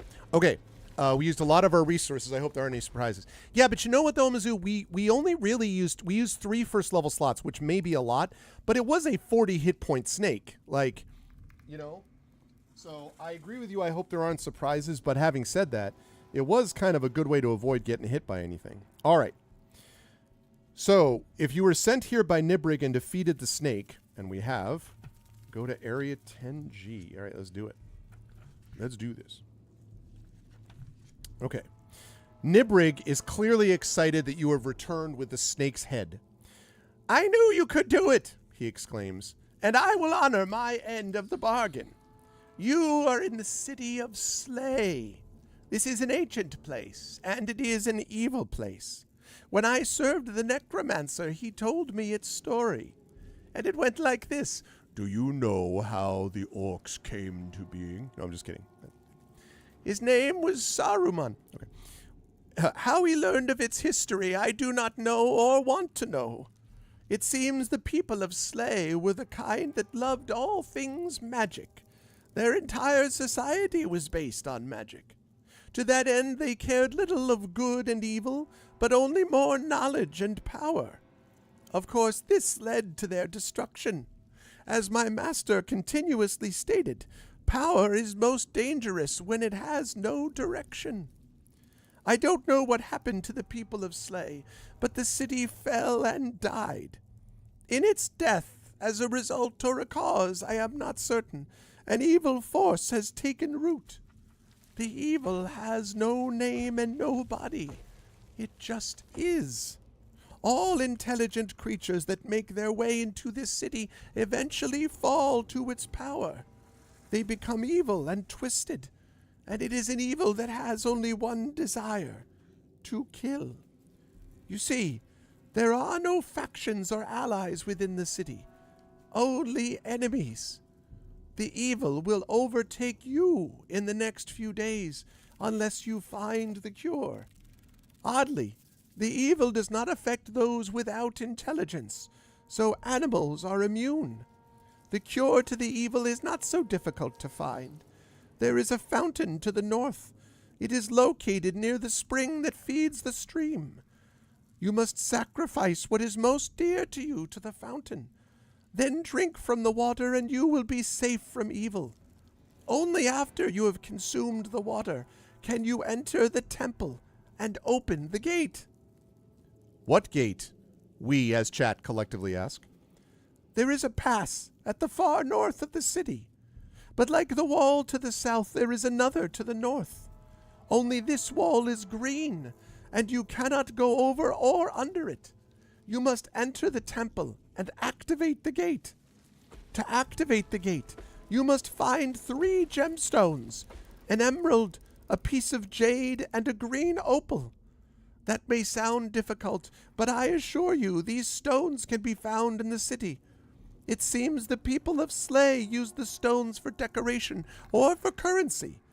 I am sure a person of your skill can find the stones. And no, I do not have any. This is my home, and I have no desire to leave. Nibrig finishes his story and sits down to eat something that does not look very appetizing. You can stay the night at his hut and rest.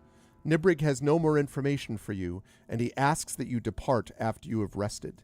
No chance for a wandering monster here. Okay, first of all, we got 100 points for the snake and 250 for dealing with Nibrig. So we got 350 bonus experience there, chat. So let me go to that. We are now up to what is that? 1496. So let me fix that just a second.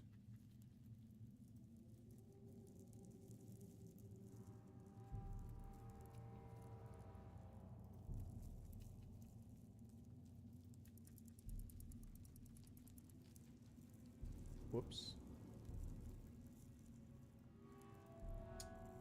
No, no, no.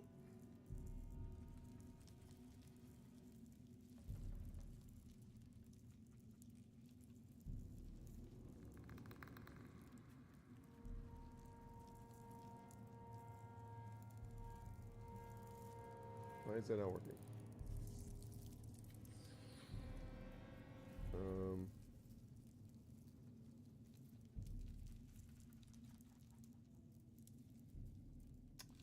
Why work? What the heck?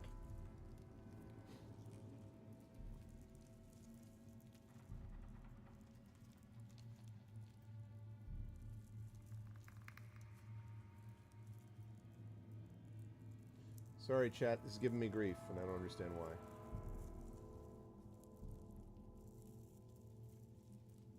Why is this not... I don't understand why this is not working.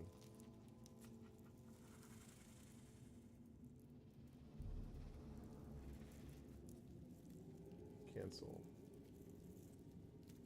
Ah, why are you not... Come on, man. All of a sudden I can't... Why can I not fix this?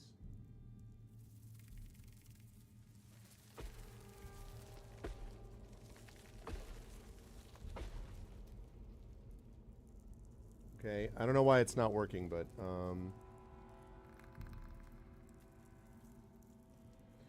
Okay, what did I say? 1496?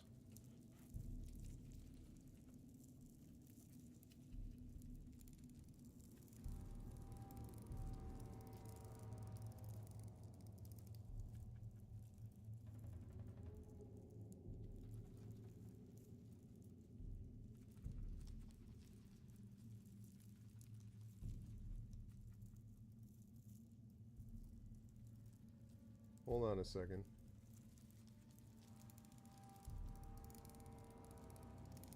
Oops.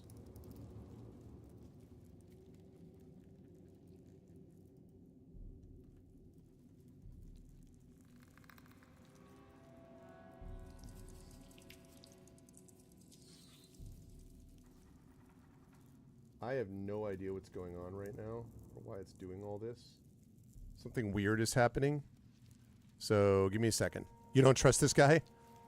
Okay. Yeah, we're going to talk about the resting in just a minute. I just am trying to do what I can.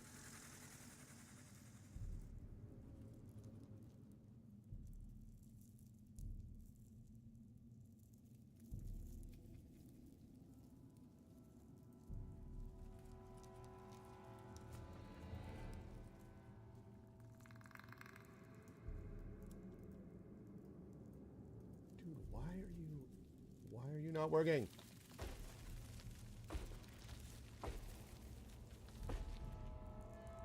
Okay, what I'm going to try doing is I'm going to try like closing and reopening this. Sorry that this is taking a while, everybody. I'm trying to get this to... Oh my god, what?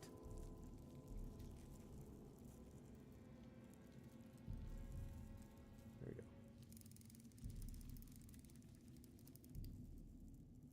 1496. Okay. Save PDF.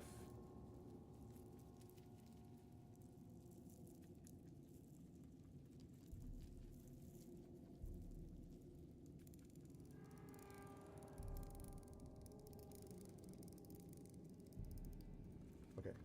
Now give me a second while I reopen that. It was very weird, and I don't know why I did that, but... Okay, edit PDF. Choose file.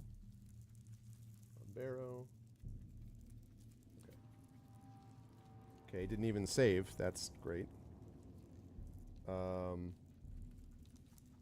Right, maybe now it'll work though.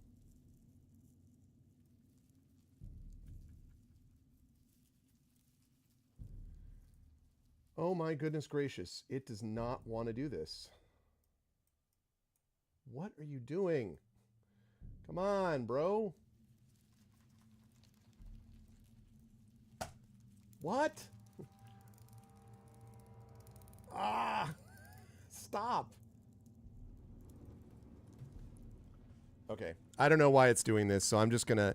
It's a little busted anyway. I need to figure out a new way to do this character sheet that doesn't use PDF because it's too finicky.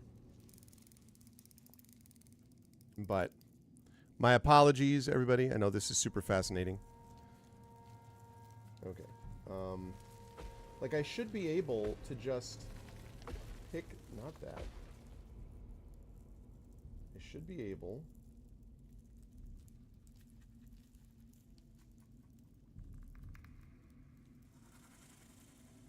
able to pick up this.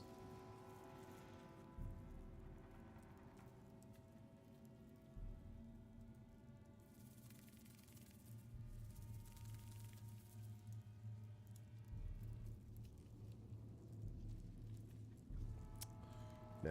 All right. I'm not gonna waste time with it. We're just going to add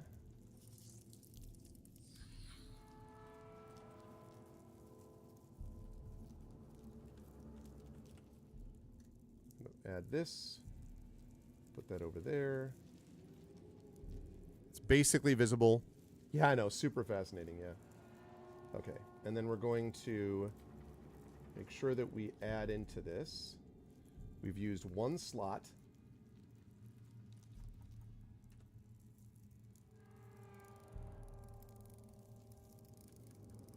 And we have used 3 slots.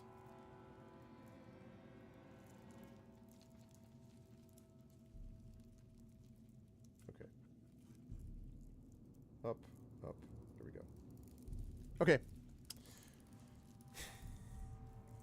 Yeah, I mean, well, what I'm using right now is PDF24 Creator, which is also a free, fully functional PDF editor, but it doesn't do what we would hope it would do. I mean, it was working fine, but it's still like, if you'll pardon the pun, it's still sketchy. So, all right. So now what we have to do is, so first of all, we got that experience, which is good. And I should mention, by the way,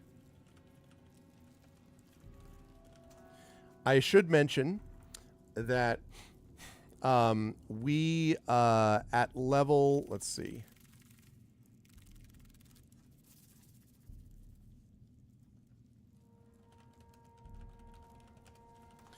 I should mention that we will level up to level 4 at 2,700, so we're over halfway towards that goal. So good work by us. Let's keep that up. All right, now what we need to think about is short rest versus long rest. So the short rest, remember, is an hour-long period of time.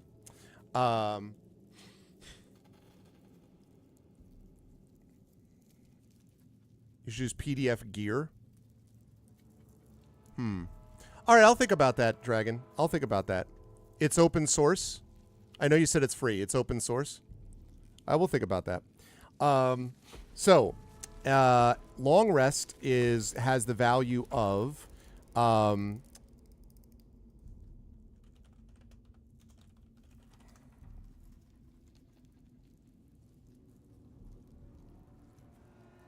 okay. So, long rest will get back our expended spell slots.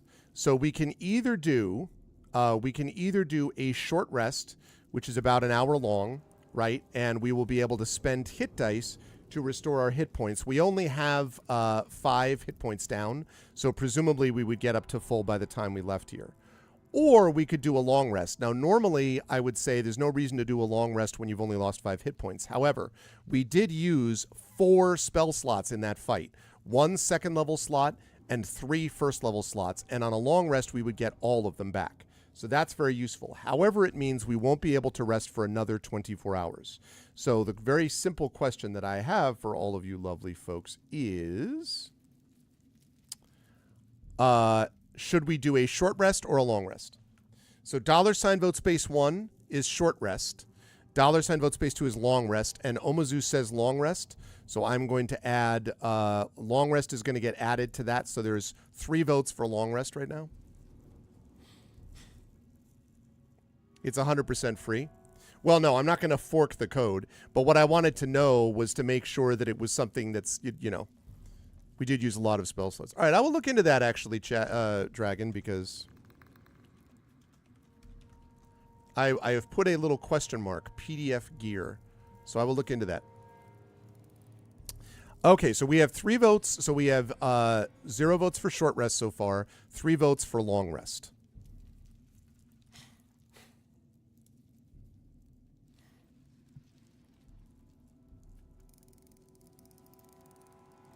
Hey, Dragon, on PDF gear, can you draw on the PDF so as to like what I was doing with this one, except it's not working now, which is to just use a brush to basically paint over an area, almost like I was using pencil and paper or pen and paper? Okay, that's useful. So can you do that, Dragon? It doesn't need to be super complex. Just something where I can use something where I can cover over text and then put text on top of it, basically. My problem with Adobe, honestly, I mean, I have several of them because AI stuff and whatever, but my other problem is the fact that they have a subscription cost, which is not optimal. I don't need another thing for a subscription.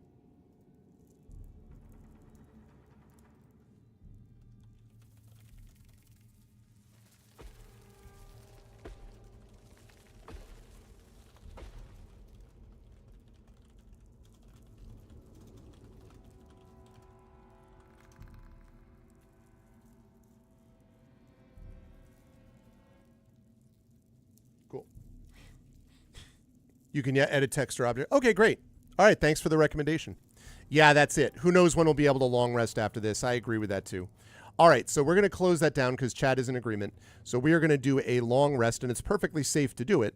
So that means that we're going to get our hit points back. We get half of our hit dice back, but we haven't used any of our hit dice. That's fine. We now have all of our slots back. And so let me see if I can adjust that on my current one. Okay. Good. Lovely. Great. Okay, all of our slots are back. I think that's a good call, Chad. Who knows when we're going to get it with this? Oh, you were about to DM for the first time ever. You've never actually played. You've come to the right place. So we do a lot of tabletop play on this channel, I will say. I am currently running 4 separate campaigns. 2 of them on this channel. Well, I should say there are 4 campaigns going on. 3 of them that I am running 4. What am I saying? 4 separate ones. So one of them is a standard one called Eberron. That's level 1 to level 20. The players are currently level 17. I am running one called Expedition from the Mysterious Peaks, kind of a sci-fi fantasy mashup on this channel. That's the second one. The third one is Beowulf, which I do with Tari Tunes, and I do that basically once or twice a month. That is a duet system, but it's based on 5e. Expedition also based on 5e. And then I am over on GOG.com, my sister channel. Once a month, I play with the By the Dice Roll group playing Ghosts of Saltmarsh. So I do 4, and we host a 5th one on here, which is a community D&D. That's the one that Shadowed Mage does with the Shadow Crew, and that's usually every other Wednesday, Waterdeep Dragon Heist. So I've been DMing myself for over 35 years, so I've been doing it for quite a bit of time. And a lot of people here play a lot of D&D and tabletop stuff, so you were in the right place. D&D Beyond, just a quick note, I have a lot of people that I know that use D&D Beyond. I have an account which I've integrated with Roll20. I have not used it super much yet, but I may end up using it a little bit more over time.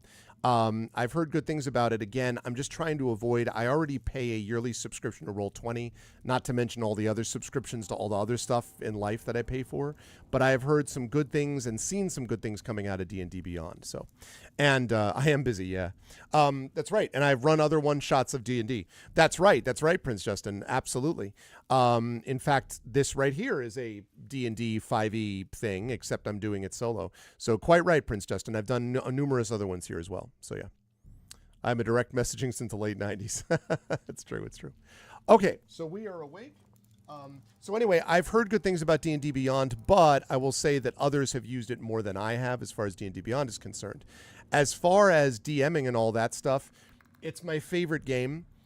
D&D is amazing. My recommendation would definitely be to do a little bit of what you're doing here, actually. Look at a couple of live plays and or actual plays, especially if you can find sort of like, you know, session zeros. If you go over to my YouTube channel, I have many playlists over there, and you can look at like the early sessions of those games to get a sense of what the characters are like. And just watching or listening, which is basically, back in the day I couldn't do that because I'm 52, so I mean I cut my teeth on first and second edition D&D, and I have the red box back there that I bought back in the 80s and everything. So like I've been doing it for a long time, and there was no actual play. I just kind of had to teach myself, which is doable.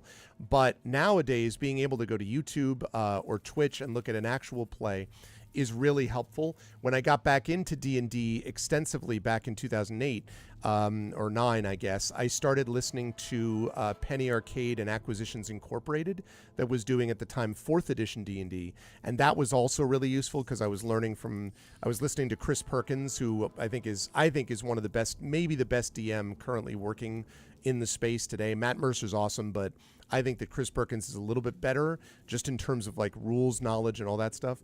And that was super helpful. So that's my recommendation, is watching some actual plays, listening to it. And then the biggest thing is making sure that you're having fun with your players. Like, the best thing to do is make sure everyone is having a good time. If your players are having a good time, you'll have a good time.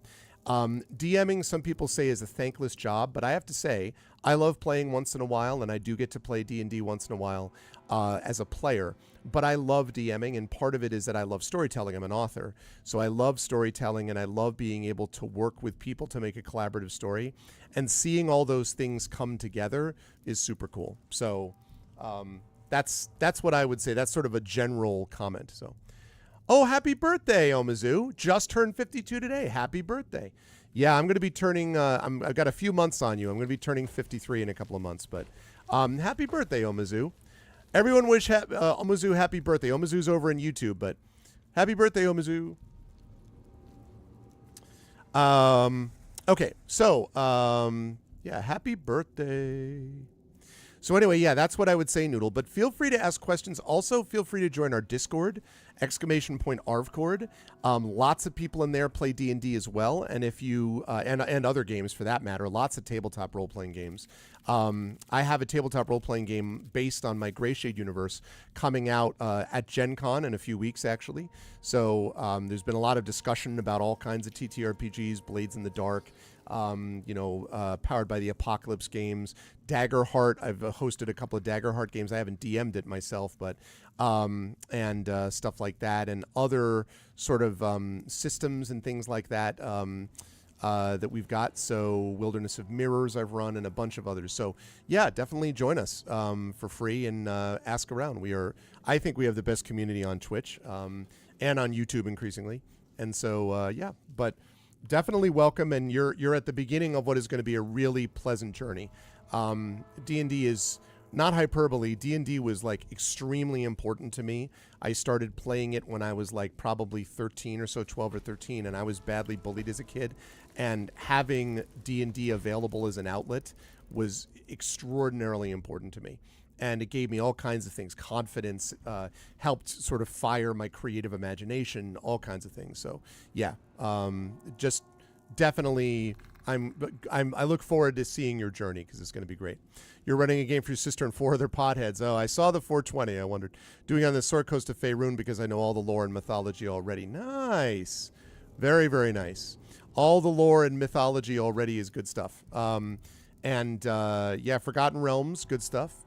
Yeah, I mean, the big thing is making sure that everyone's having fun and everyone's chill. And as long as everyone's doing that, then, you'll make mistakes. Everybody makes mistakes. But as long as the players know going in that, you mean the best and that's what you want, then you're going to do fine. So, alrighty, where are we? Yes. So, return to Area 10, right? Okay. So, we're all clear about this, right? So, there is we have to enter the temple. So, we know what we have to do, right? There's a fountain to the north located near the spring that feeds the stream. We have to sacrifice what is most dear to us to the fountain, then drink from the water and we'll be safe from the evil. We have to do that first, it says. Then we can enter the temple and open the gate. And to enter the temple and open the gate, we need to get an emerald, a piece of jade, and a green opal. And I don't think we have any of those things yet, but let's take a look at our guide here, or our character sheet rather. Let's see. We have a green plate, but we don't have any jade. Okay, so we don't have any of it. So we need to get all of those things which we can supposedly find in the city. So it sounds like what we want to do is head north, sacrifice something to the fountain and drink from the water so we're safe from the evil, and then basically track down an emerald, a piece of jade, and a green opal so we can go into the temple and activate the ghost. The gate, not the ghost. Don't activate the ghost. That'll be bad. Activate the gate. Running a game. Started reading the Drizzt books in the 90s. Very nice. Bob Salvatore, of course, with the Drizzt books. Good stuff. Good stuff. The 10 Towns, Icewind Dale, all good stuff. It's always dear. Nobody wants a moose. Okay. All right. So we are back at Area 10. So now, chat, we can see where we stand, which is we are standing right here, Area 10. From Area 10, we have several options. We find ourselves at an intersection. The faint smell of smoke drifts from the west. So we could go north, which would be up here. We haven't explored that yet because we went here directly. We have explored this, so we know all the deal about this. And we want to go and find the temple, which is to the north, according to what the guy told us. So with that in mind, do we want to go north? That's here. East would bring us to the building, so we're coming from the building, so we don't want to do that. So we basically want to go... Why can I not go west from here? I guess because that's where the intersection is there. So we want to go north. All right, so it's just giving us two options. So either north or south. South would bring us back here. We were told, though, that we want to go to the north. So just letting you know that that's what they told us. So with all that said, vote open. $ vote space 1 is north. $ vote space 2 is south. Amazu, I'm going to assume then that you're voting to go north. So we're going to add 1 vote to the north side. So $ vote space 1 is north. $ vote space 2 is south. That's in Twitch chat. And so, yes. Whoa. Did I eat a raisin and lived? The rumors, my friend, of my passing away from eating a raisin have been greatly exaggerated. Thank you, Rob. Thank you so much, Rob. I appreciate it. I did indeed survive. Rob with the 71 months. Rob is only 1 month shy of 6 years of support. Good to see you, man. Everyone should be following Rob if they are not already. Yeah, I know, but apparently we're not given that option, Imaginary. I don't know why. I'm old. Wait, is it your birthday today? Or, oh, you're just talking about support. Okay, right. Your support. You're almost 6 years old. Thank you, Rob, so much. You folks should be following Rob already. Yeah, that was in April. I think I knew about that. I remember wishing you happy birthday at the time. So everyone should be following Rob. Rob, good friend, awesome streamer on Twitch, does all kinds of good stuff. He's got a new YouTube video out with some game previews that you're definitely going to want to check out. But yeah, you should definitely check that out. Dark side. You should definitely check that out. So go follow Rob. Rob is good people. And welcome, Rob. Rob, you just missed us take out a giant constrictor snake. For reference, oh, we already removed it. I already took out the picture. It was a big constrictor snake. I've gained the streamer perk, arthritis. Exactly. Exactly. So we have 4 votes for going north right now. We are positioned right here. Here, we've just talked to a goblin who is the former king of the goblins, who is in exile. He has told us that to get out of this city where we were sent to find an emerald of great value, we must, first of all, remove the taint of evil upon us. And to do that, we have to go find a fountain, which is to the north, sacrifice something of great value to us to the fountain, drink the water, we will be then cured of evil. Then what we need to do is enter the temple, which is apparently also to the north, which will allow us to open a gate, which is opening up to the north wall. And the thing that we need to remember here is that to get into the gate, we are going to need an emerald, a piece of jade, and an opal. And all 3 of those gems can be found in the city. So what chat decided to do was they decided to go north to the fountain first, try to find the fountain, get rid of the taint of evil, then try to find those gems, and then go into the temple. That is the plan. So having said all of that, I'm going to look here at our thing. We're going to last call this. We have 4 votes right now, counting Omazu in YouTube chat. We have 4 votes right now. Going once. Going twice. And sold to the people going north. All right. Here we go. We are going to go north.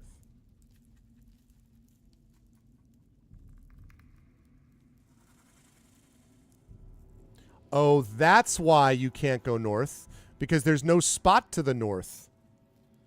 I see, I see. Not very clear originally from the map, but I guess that makes sense.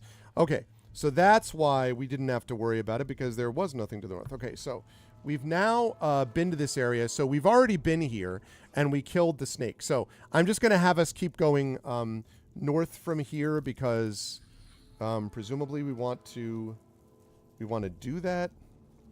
Again, this is a little confusing. The map QA needs some work. Yeah.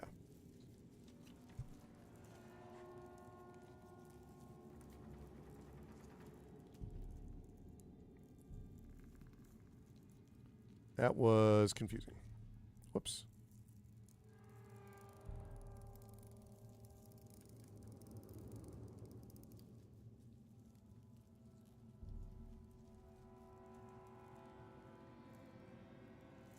There we go.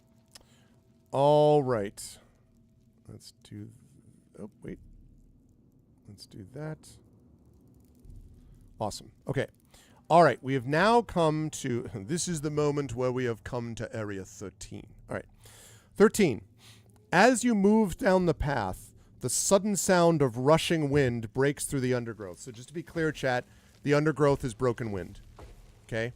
Just want to be clear that the undergrowth is breaking wind.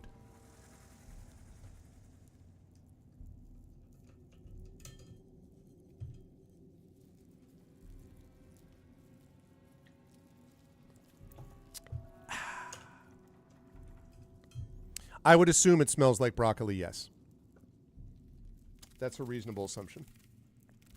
Very gaseous area. Yes, exactly. There was green mist here before, so. Okay.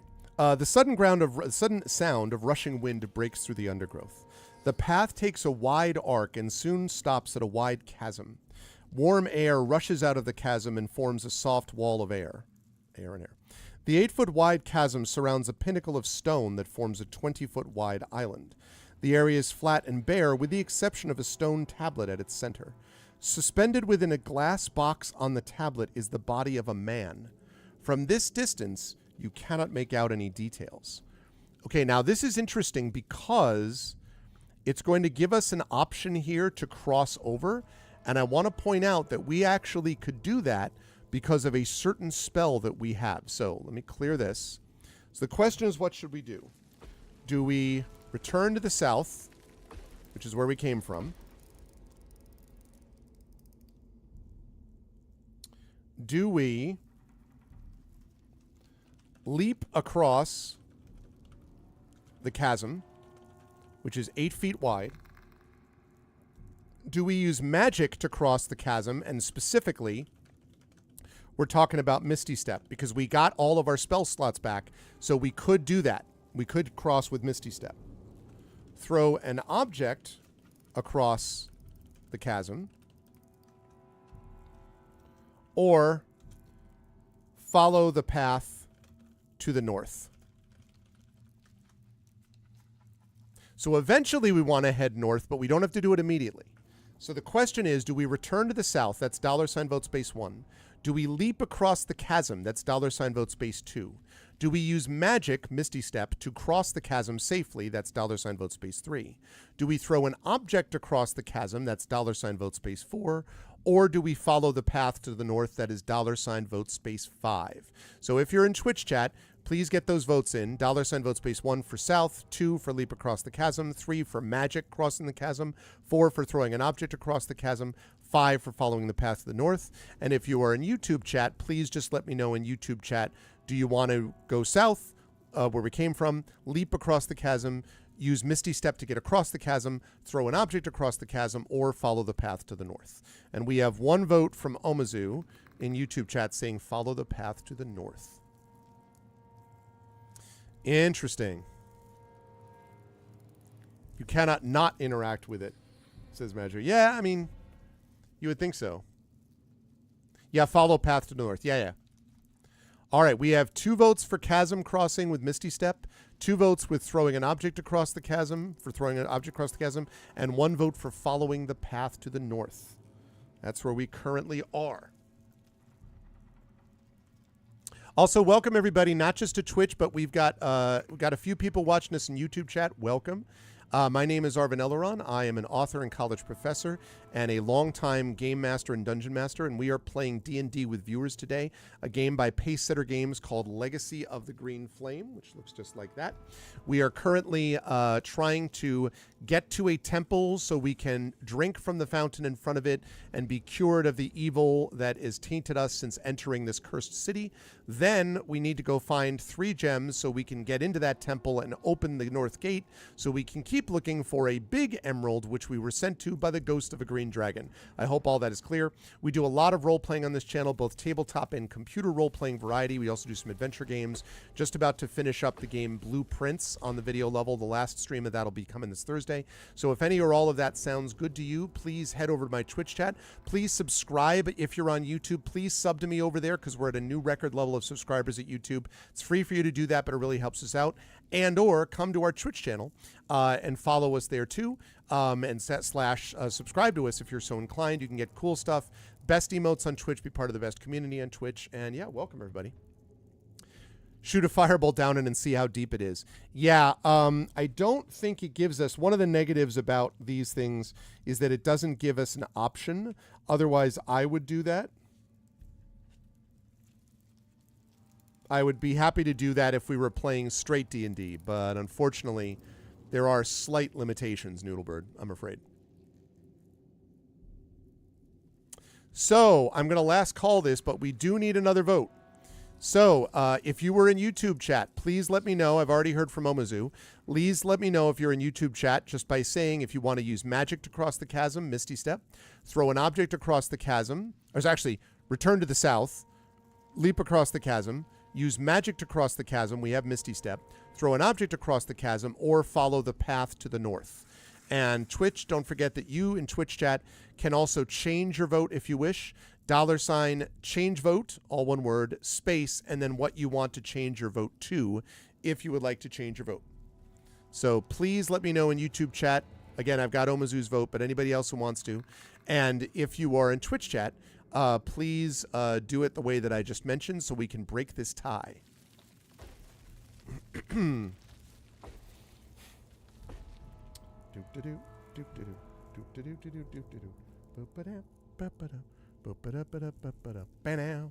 All right, we are changing our vote, taking the bullet again. Oh, Prince Justin. We might have gotten someone who would have.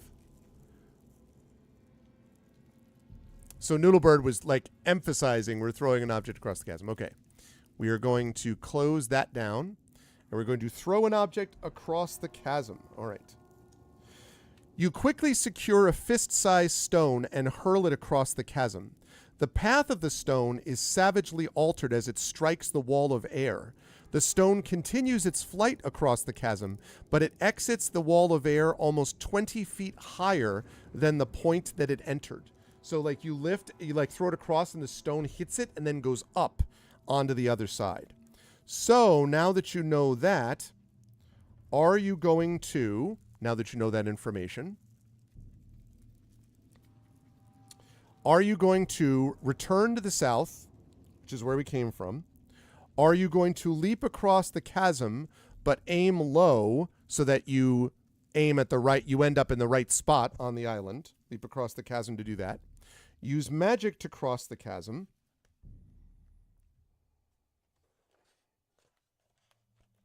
Or follow the path to the north. And let me get this vote here. There we go. So, $ vote space 1. Can you test where the field starts? Yeah, you can. That's why leaping across the chasm but aim low means that if you figured it out properly, you should end up like level when you get to the other side of the chasm, if you follow what I mean, Noodlebird. So $ vote space 1 means you return to the south. $ vote space 2 means you're basically jumping down, and the wind lifting you means that you'll end up on the island if all goes well. That's $ vote space 2. $ vote space 3 is using Misty Step to cross the chasm, and $ vote space 4 means you follow the path to the north. And you can also, in YouTube chat again, tell me what you want to do. Would you like to return to the south? That's where we came from. Again, we're overall trying to go north. Leap across the chasm but aim low. Use magic to cross the chasm or follow the path to the north. Okay. Omazu in YouTube chat gives us a follow the path to the north vote. I love it.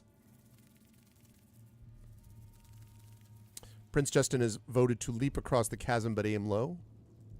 Can you imagine, like, I think you're all right, and that probably makes sense if you're going to jump the chasm to do the low thing. Jumping is optional. I say we jump, yeah. But can you imagine in real life being like, all right, it's like only the penitent man shall pass type of thing, right? Like, Indy taking that first step onto nothingness. Like, I cannot, just like thinking about it, I'm just like, oh, you know, yeah, no, I hear you, Omizu. It's like, it's one of those things. It's like, of course, that's the right thing to do. But again, IRL, I can't imagine ever doing that. I'd just be like, no, I'm terrified. No, I can't. Man, it'd be so hard to do that. It's the worst that can happen. Plummet to our death. All right, we're going to last call this because we have 3 votes for leaping across the chasm but aiming low. Sweet Chariot. We probably weigh more than a rock, so we don't even need to aim low. Yeah, but if we just step on normally, remember, it went like basically, what did I say? Like, it went 20 feet. Yeah, 20 feet higher. So if you figure that it brings us, we're heavier than a rock, obviously, but assume then that it only brings us up like 12 or 13 feet. You still don't want to be falling from a 13 feet drop, right? Like, that won't kill you, but it's going to hurt. So throw a boulder. Sadly, we do not have that as an option, I'm afraid. The game doesn't account for real physics. Well, we will find out. We will find out. It does say in here, as I'm going to close this now, we're going to leap across the chasm but aim low, that when you leap across and attempt more of a dive, let's see.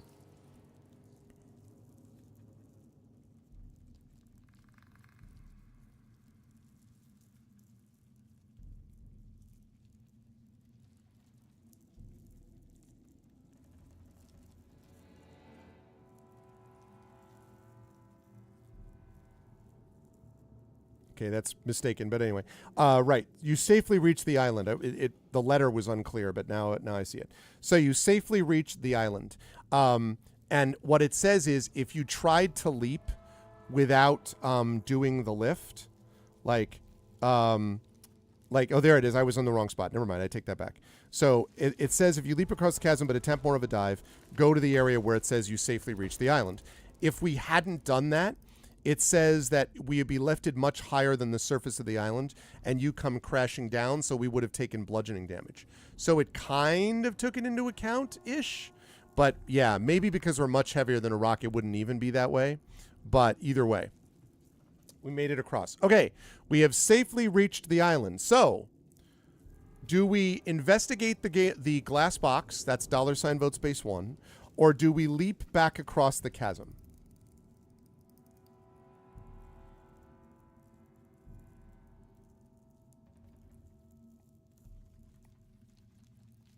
Do we investigate the glass box, $vote space 1, or do we leap across the chasm as $vote space 2?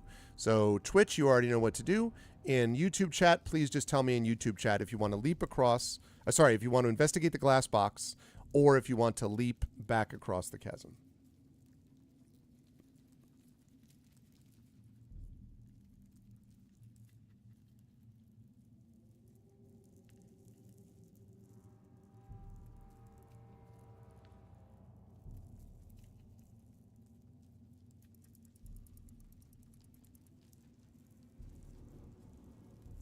This is object of interest. We must investigate. All right, we have 3 votes for that.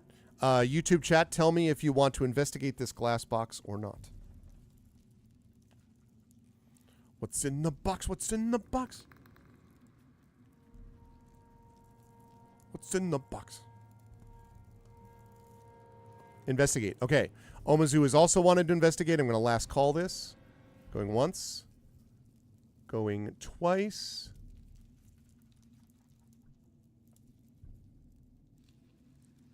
Alrighty. Okay, we are going to investigate. So, the stone tablet is bare of markings, and it is flat and smooth.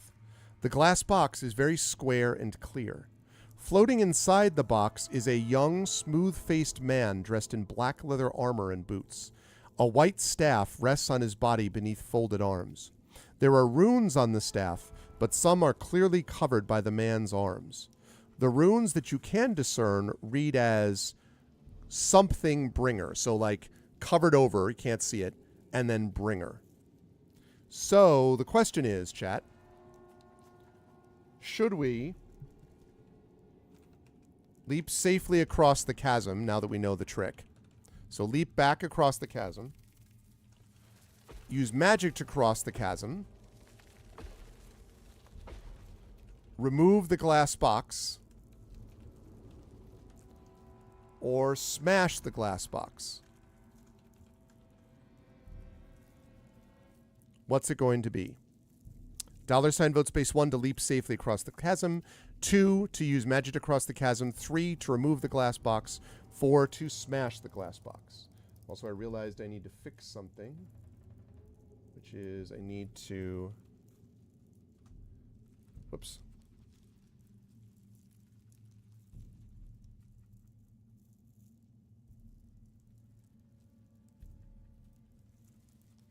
There we go.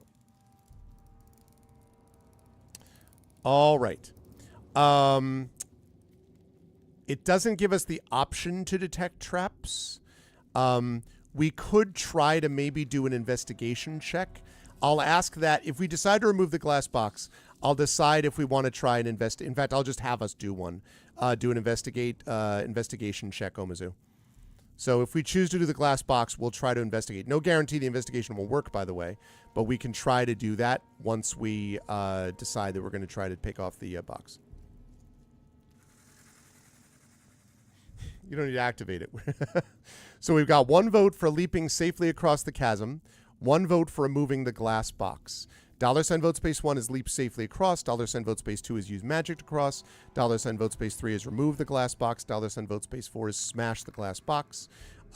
So go ahead and vote. Also tell me, we have 2 votes now for remove the glass box. Tell me in YouTube, go get that protection. So you want to leap safely? You want to go back, basically, Omizu? Is that what I'm hearing? Am I hearing you want to go back? Just double checking.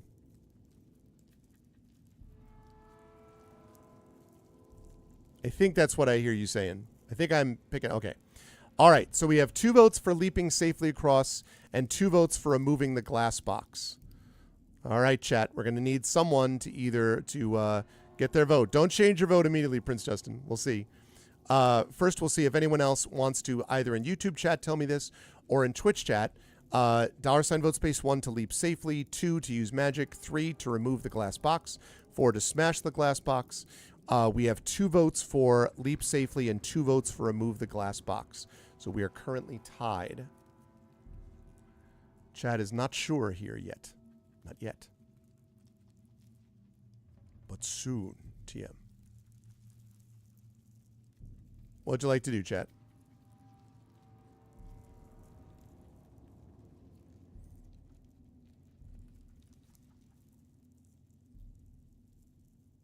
So again, $ vote space 1 to leap safely, $ vote space 2 to use magic, $ vote space 3 to remove the glass box, $ vote space 4 to smash the glass box.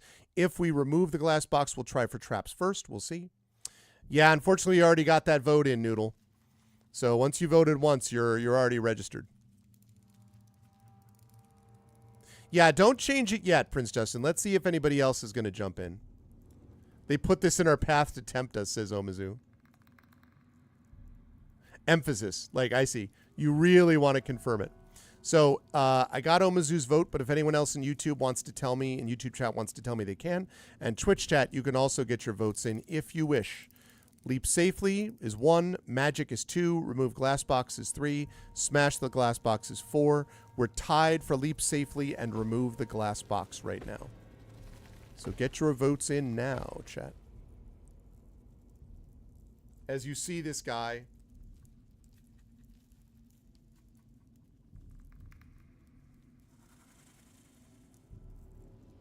What would happen if I, instead of doing that, if he was like this? Or if he was like... Or if he was like...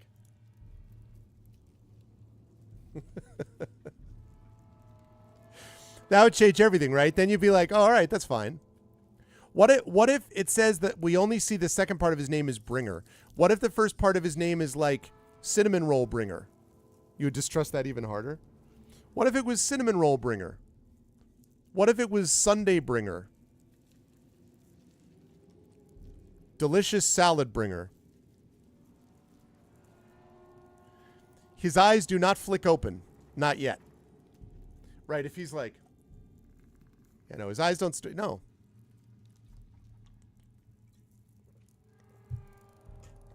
Maybe it says cool guy bringer. Maybe it's Stormbringer, in which case we got other problems. But we don't know what kind of bringer. What kind of a bringer could it be? It could be any kind of bringer. All right, last call, last call. How often do you encounter... All right, okay, Prince Justin. I appreciate the willingness for flexibility. How often do you encounter people in the glass boxes named Bringer that don't mean you any harm? At best, they serve you questionable coffee. You leap back across the chasm, and he's like, "Wait, my name is Gandalf." I'm just kidding. Okay, so we're gonna leap back across the chasm. We'll never know what this guy was. We'll never see it. Okay, so.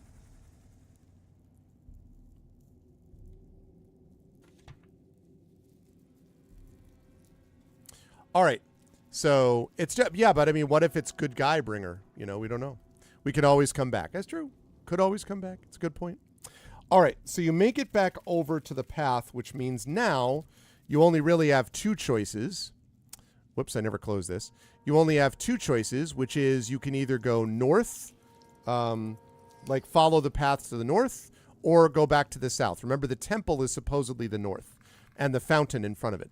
So $ vote space 1 means we're going to the north. $ vote space 2 means we're going to the south. Okay, we have another vote for north, so we're up to 3. 3 votes for north. 4 votes for north. Everyone wants to go north.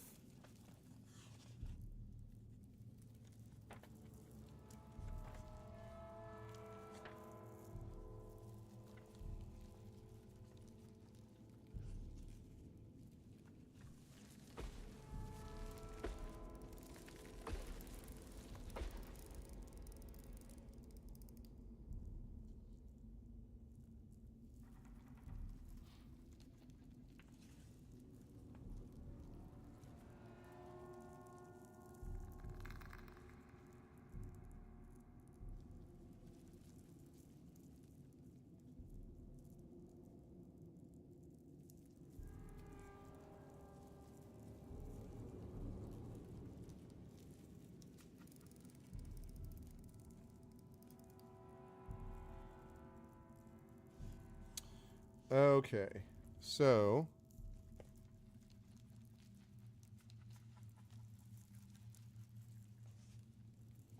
right. Cursed in this accursed city. The only way out is through.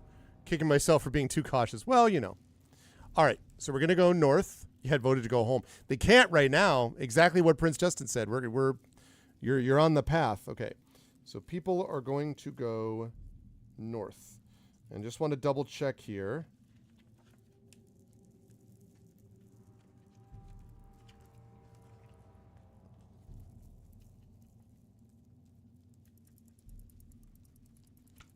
Making sure that I'm right. Okay, so let me just check one thing too about what he told us about located near the spring that feeds the stream. Oh, okay.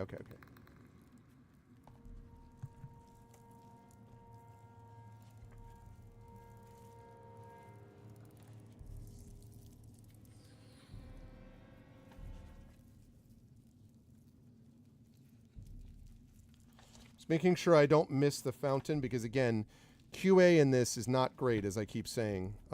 So...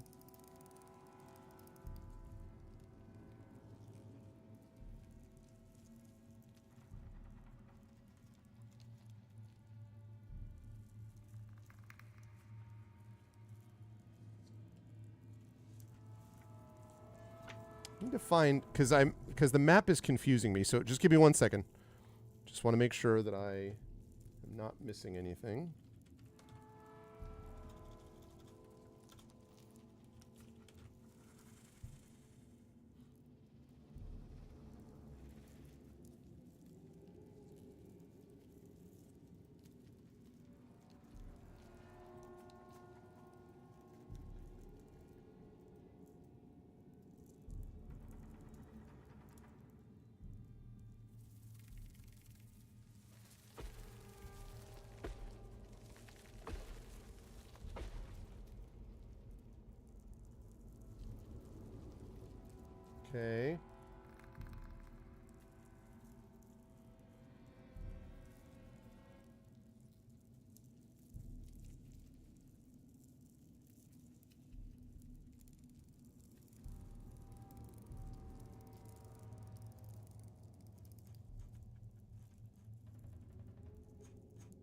Believe it or not,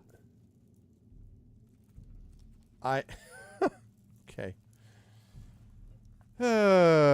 All right. I'm pretty sure, unless I'm missing something, that I'm pretty sure they forgot to put. I think they forgot to put the fountain in here.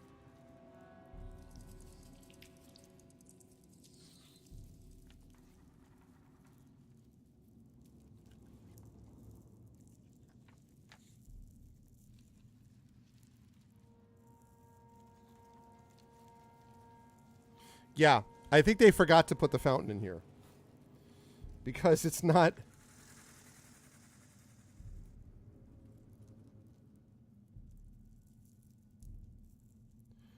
Okay, I mean, we need to go north anyway, so it's fine. But, like, I literally was like, where is the fountain?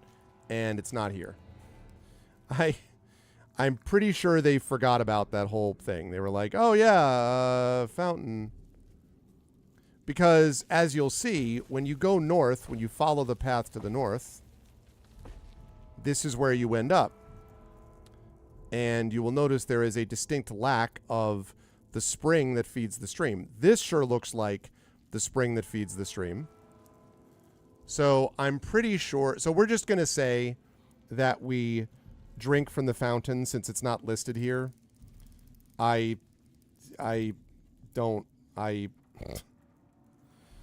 Sigh. If I find it later on, I will note it, but, like, it's a little silly. Because it doesn't give an option. Yeah, really odd. Anyway, okay, so I guess we're safe, but we still do have to find gems to get into, to get all the way into the temple. So there is that. Okay. So now, we go north. So the path moves east. I thought it was north, but anyway. North and east, occasionally diverting around large piles of debris. You notice the trees in this area are large and strong. Unlike the other areas of the city, there is less scrub growth. The trees become thicker and form a wall to each side of the path. Soon, the path comes to an end in the large glade. You see a stream on the far side of the clearing. Next to the stream, a massive oak tree dominates the landscape. Oh, okay, maybe the stream is further along. I don't know totally, but anyway. The tree must be 200 feet tall, and its base is as thick as a small house. Okay, maybe the fountain is still here, but it's just not clearly labeled. I don't know. Emerging as if from some invisible door, a slender woman of uncanny beauty steps forward. She beckons you forward with a smile. All right, chat. Do we approach the woman, or do we flee? $ vote space 1 means we approach the woman. $ vote space 2 means we flee.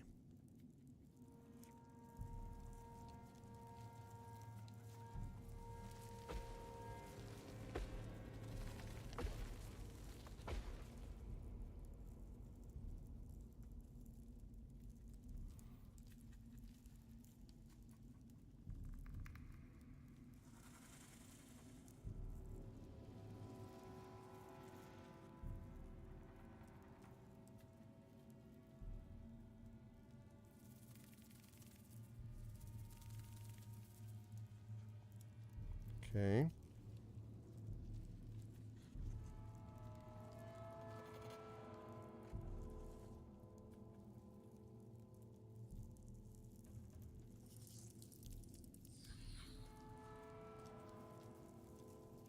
Okay.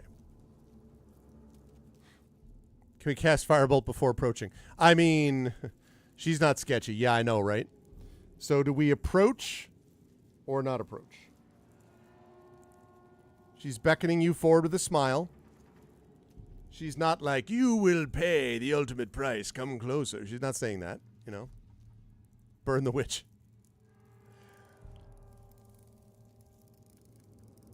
Look at the suspicions. The suspicions.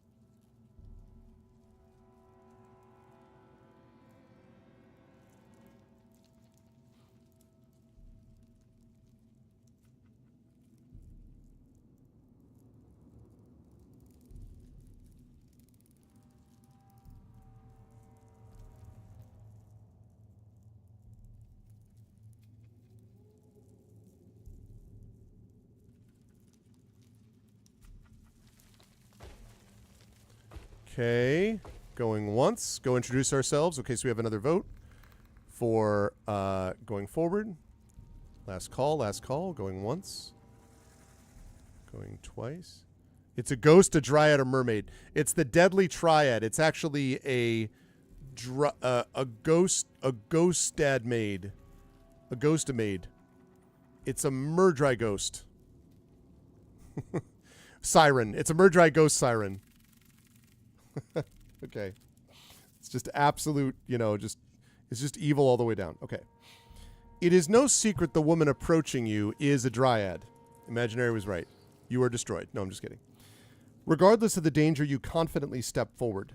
Then you take some solace in the expression of the beautiful creature. Somehow you know that she intends no harm. A dryad that dude in the glass case is her lover? Could be. Welcome, stranger.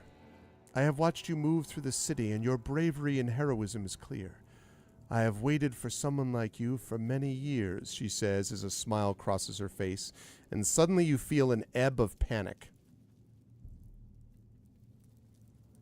No, you don't feel an ebb of panic. If you're panicked ebbed, it would be better, but you don't feel an ebb of it. Anyway, you feel a wave of panic, maybe? Yeah, exactly. Don't get trapped. Have no fear, adventurer. While a consort would be most useful, I have other desires. I came to this city many years ago to bring the forest back and reclaim this place to nature. Yet all my efforts have resulted in only partial victory. There is evil in this city, an evil that spreads from the temple that lies to the north. Fortunately for you, the temple is also a means of escape for you. I see you are weary from the ordeal of crossing the city. Kind of. So you may rest here.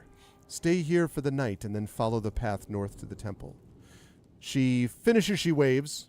I think what that's supposed to say is she finishes and waves her hand, and a thicket of small trees parts, revealing a path leading north. Well, we don't need to rest because we haven't used any spell slots or anything, and we haven't gotten to that. So we can basically head north or return to the south. So simple question, chat. Do we take the path north to the temple or do we return to the south?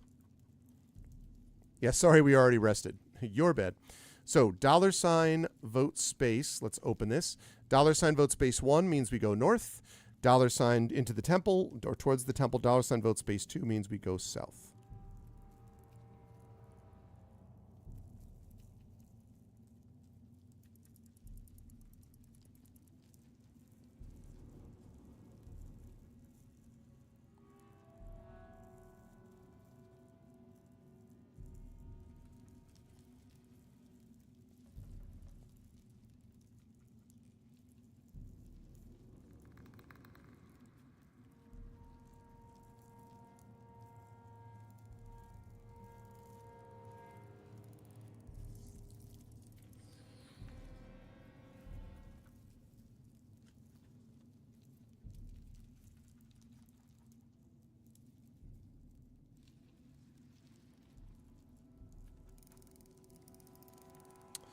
Okay, so to the temple. So we have another vote for temple, okay? All right, going once. Going twice. Should have last called that, sorry. Okay. All right, we're going north to the temple. To the temple it is. The massive walls of the temple, and actually let me just reveal this here. This will probably be the last thing that we'll do today. We have made some good progress, actually. All right, well, you know what? We might as well just open that up because that's just not a numbered area.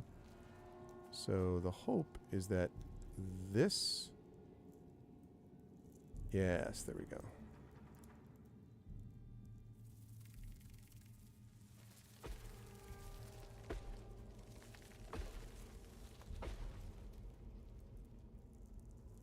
There we go. All right. So,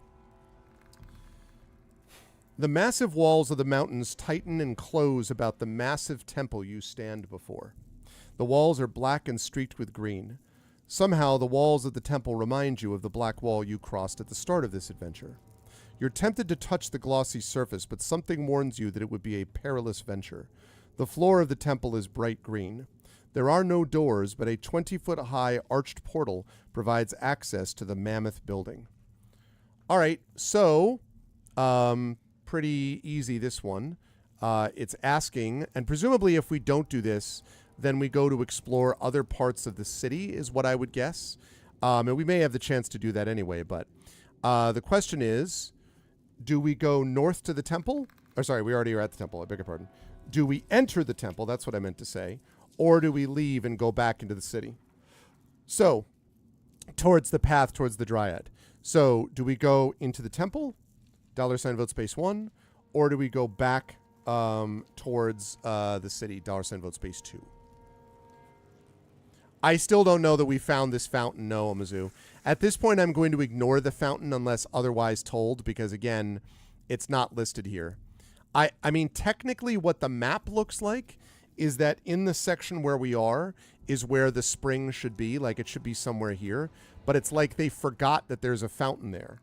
And, like, you kind of can't forget that because it's kind of important, you know? So, anyway. Okay. So, $ vote space 1 means we enter the temple. $ vote space 2 means we leave and go back into the city. So get your votes in now, please, chat. And in YouTube chat, just tell me in chat if you want to go north into the temple, enter the temple basically, or if you want to go back south. Unclear, Noodle. You don't really know yet. I mean, they said that the way to enter the temple was to drink from the fountain. It's not giving you that option, so I think we've already can assume that we've entered the fountain. I drank from the fountain, I guess. So it's unclear whether once we're in the temple if we'll need anything, but presumably we could then go back out and try to find whatever it is that we need. So I would say we don't know if we have everything we need, but if so, we can Metroidvania style go back out and test it out. All right, I got 3 votes for going into the temple. 3 votes for going into the temple, and I currently have no votes in YouTube chat, so tell me, YouTube, if what you want to do.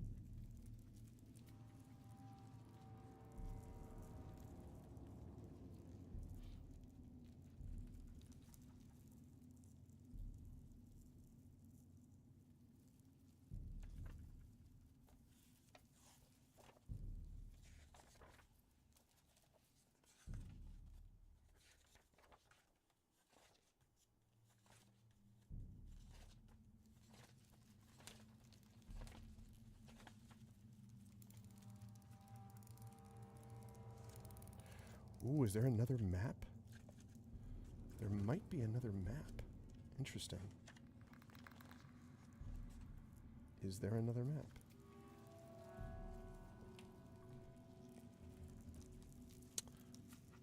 Search around some more before we enter. Okay, so you're saying go back. I assume that means you're putting a vote in to go back. Whoops, that wasn't what I meant to do.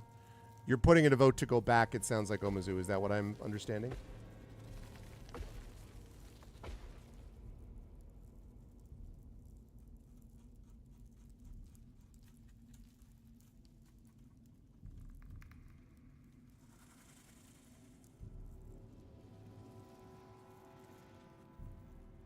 Also, I'm looking to make sure if I see where this other map is, chat.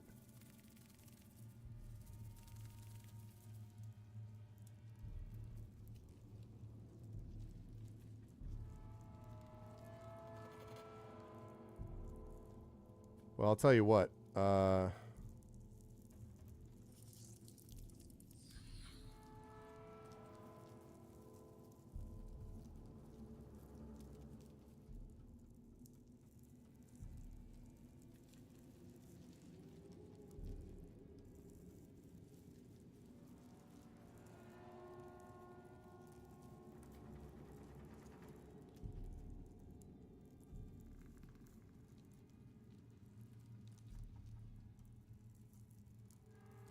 I just think it's confusingly worded. Like it acts as if there's another map somewhere. But I think that's just confusingly worded. Man.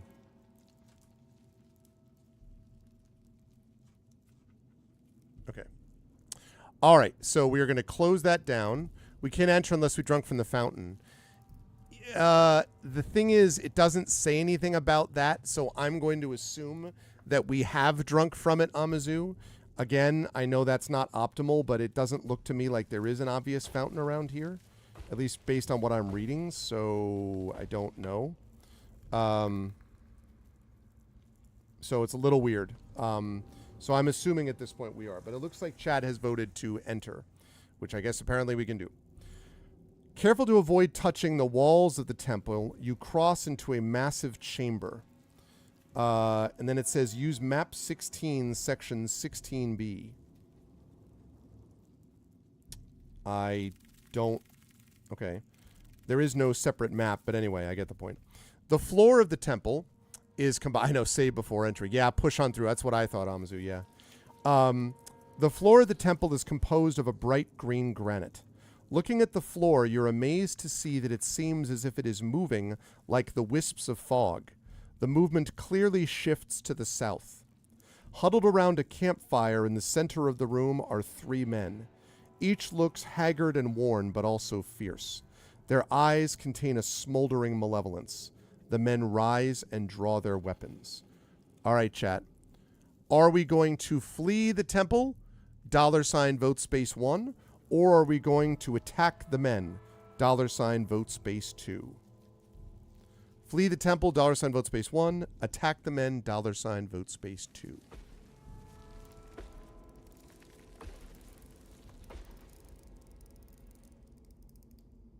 And I'm noting to myself that this is 16B.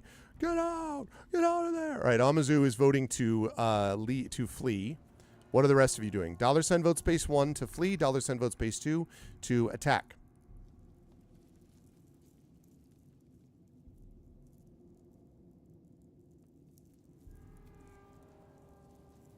We have 3 votes for fleeing so far. 2 votes in Twitch, 1 vote in YouTube.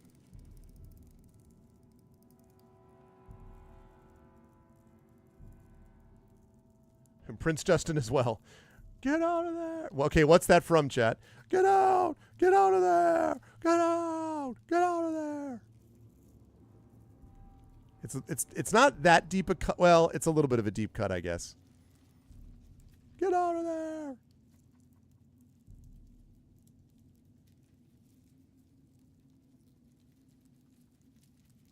Discretion's a better part of valor. Does anyone know what it's from? Get out. Get out of there. Get out. A couple of movies. Yeah. All right. I'll give one clue. The first thing you hear before that is 5, 4, 3. And then the line is, get out. Get out of there. Get out. What if I gave that little clue? 5, 4, 3. Get out. Get out of there. No idea? Does anyone know? It's a bit of a deep cut. Can we Wilhelm scream while we run? Yeah, I think we can do that for free. We can Wilhelm scream as a bonus action. All right, last call, chat.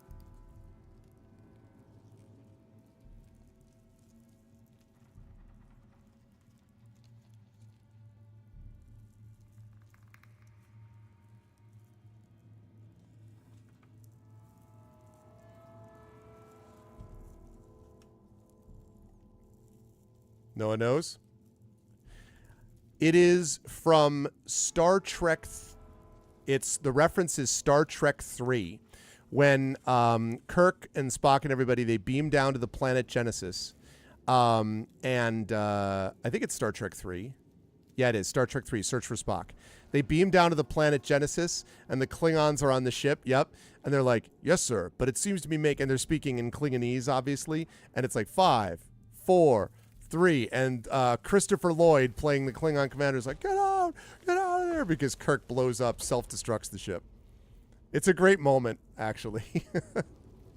All right, so we are going to leave, run away, and this is going to be our last entry for the day.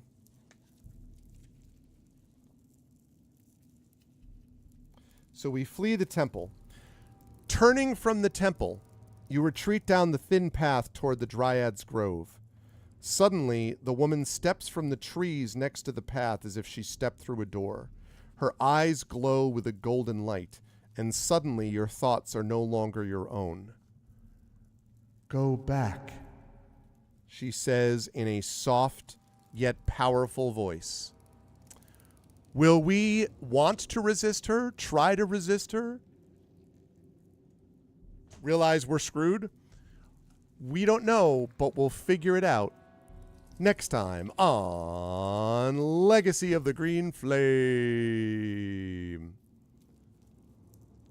All right, but we made great progress today, chat. We really did. We started all the way down here. We came up here. We killed the Constrictor Snake with a couple of epic good decisions. Came back with Nibrig. We met the Goblin King, former king. Came up here, killed the snake, gave him the head. He's like, all right, go up, find this mysterious fountain that apparently doesn't exist. Went up here, but he also told us about getting through the temple. Went up here, went up and crossed the chasm, found a glass box, said nope to that, noped out of that place.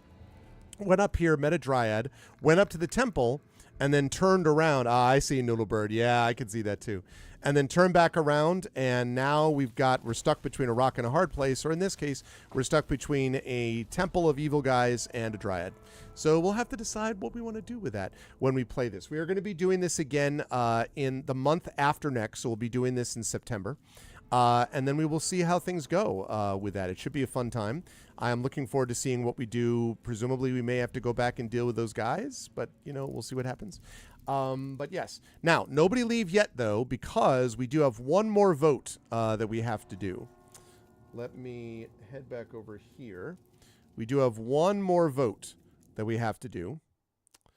And that vote is... Oh, cool. That vote is we need to vote for the Patreon-fueled Chat Chosen Game of the Month. We are going to take nominations. Now, for those of you who don't know how this works, the way it works is we are going to vote on what game I'm going to play 2 weeks from now. The nominations will be today. Final vote will be next week, by next week. You only can vote one time, obviously. Now, a couple of notes. First of all, I reserve the right to veto any game which I'm either going to be playing on my own, like I was going to play it regardless, or which I've already streamed or really don't want to play. I do not like horror games, so it's nothing against them. I just don't like them. So please, no horror games. But otherwise, I can play pretty much anything on PC, Steam, or GOG. I can play on my Retron Super Nintendo games, Sega Genesis games, Sega Master System games, Game Boy games, Game Boy Color games. But I need to know in advance as fast as possible if I have one of those so I can order it. I have an Intellivision 2 that I can technically set up and play a game with that also. I also have a PlayStation 5, so I can play games on there.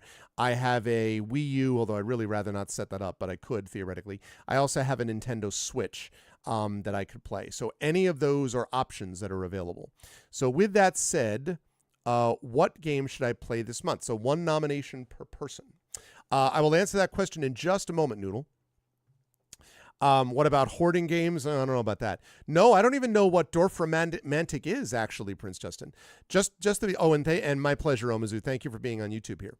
So just as a quick note, the last game that we had that was the game of the month was Blue Prince, and I ended up not only playing it, but then playing it basically not to its conclusion, but essentially close to that. I'm going to be playing the last stream of Blue Prince on Thursday night before going back to Oblivion Remastered. So, and Prince Justin also recommended Expeditions Rome, which I not only played, but I'm now playing that over on GOG Comms channel, so I like that a lot. Oh, I see.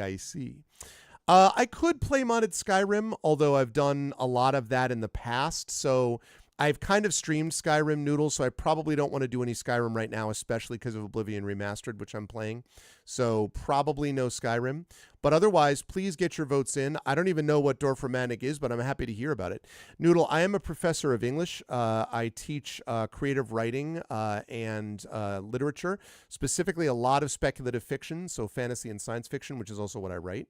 And I also teach Shakespeare and revenge tragedy.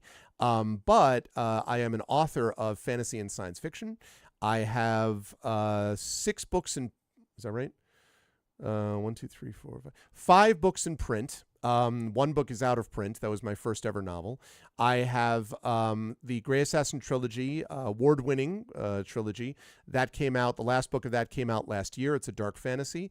I also have a graphic novel still in print. All of those books are from Athos Arts. I also have an academic book, which is not fantasy science fiction. It's about the court masque and theater, Renaissance theater, and that is out from Clemson University Press. And I have manuscripts out to various places. I also have a 5th edition adventure called Tales and Tomes, The Forbidden Library. That's from Alligator Alley Entertainment. That's also almost sold out. And I have a new Greyshade TTRPG based on that Grey Assassin trilogy I mentioned, which is coming out at Gen Con. Yes, if you type in !Greyshade, you'll be able to see that. And also what Triffid said is 100% right. I loved Dredge.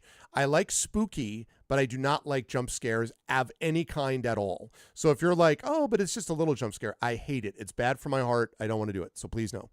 But if it's like spooky, that's fine.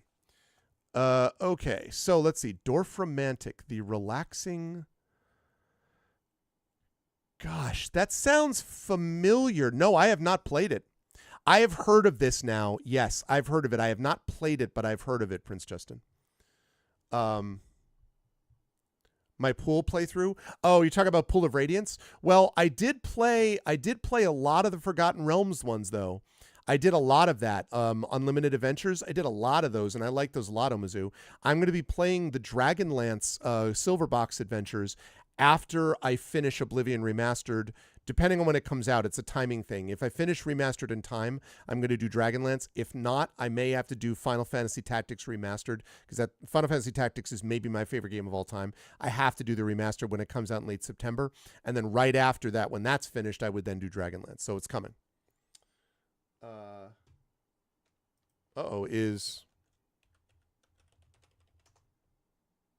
There it is. That was weird. Stardew Valley with the no end of day mod. All right, so what do we have? So we have a lot of historical fiction. Nice. Good stuff. Okay, so games Arv should play. Feel free to nominate one if you want, Omizu. I'm going to, assuming you're nominating that, Prince Justin, I will definitely put that in. So we have Dorfromantik. I have played Stardew Valley, but the no end of day mod is interesting. I'll put that in, Dragon. That's interesting. Okay, cool. All right. Other nominations. Does anyone have any other nominations? Very cool, Prince Justin. I'll give that a shot. I mean, I will put it on the list.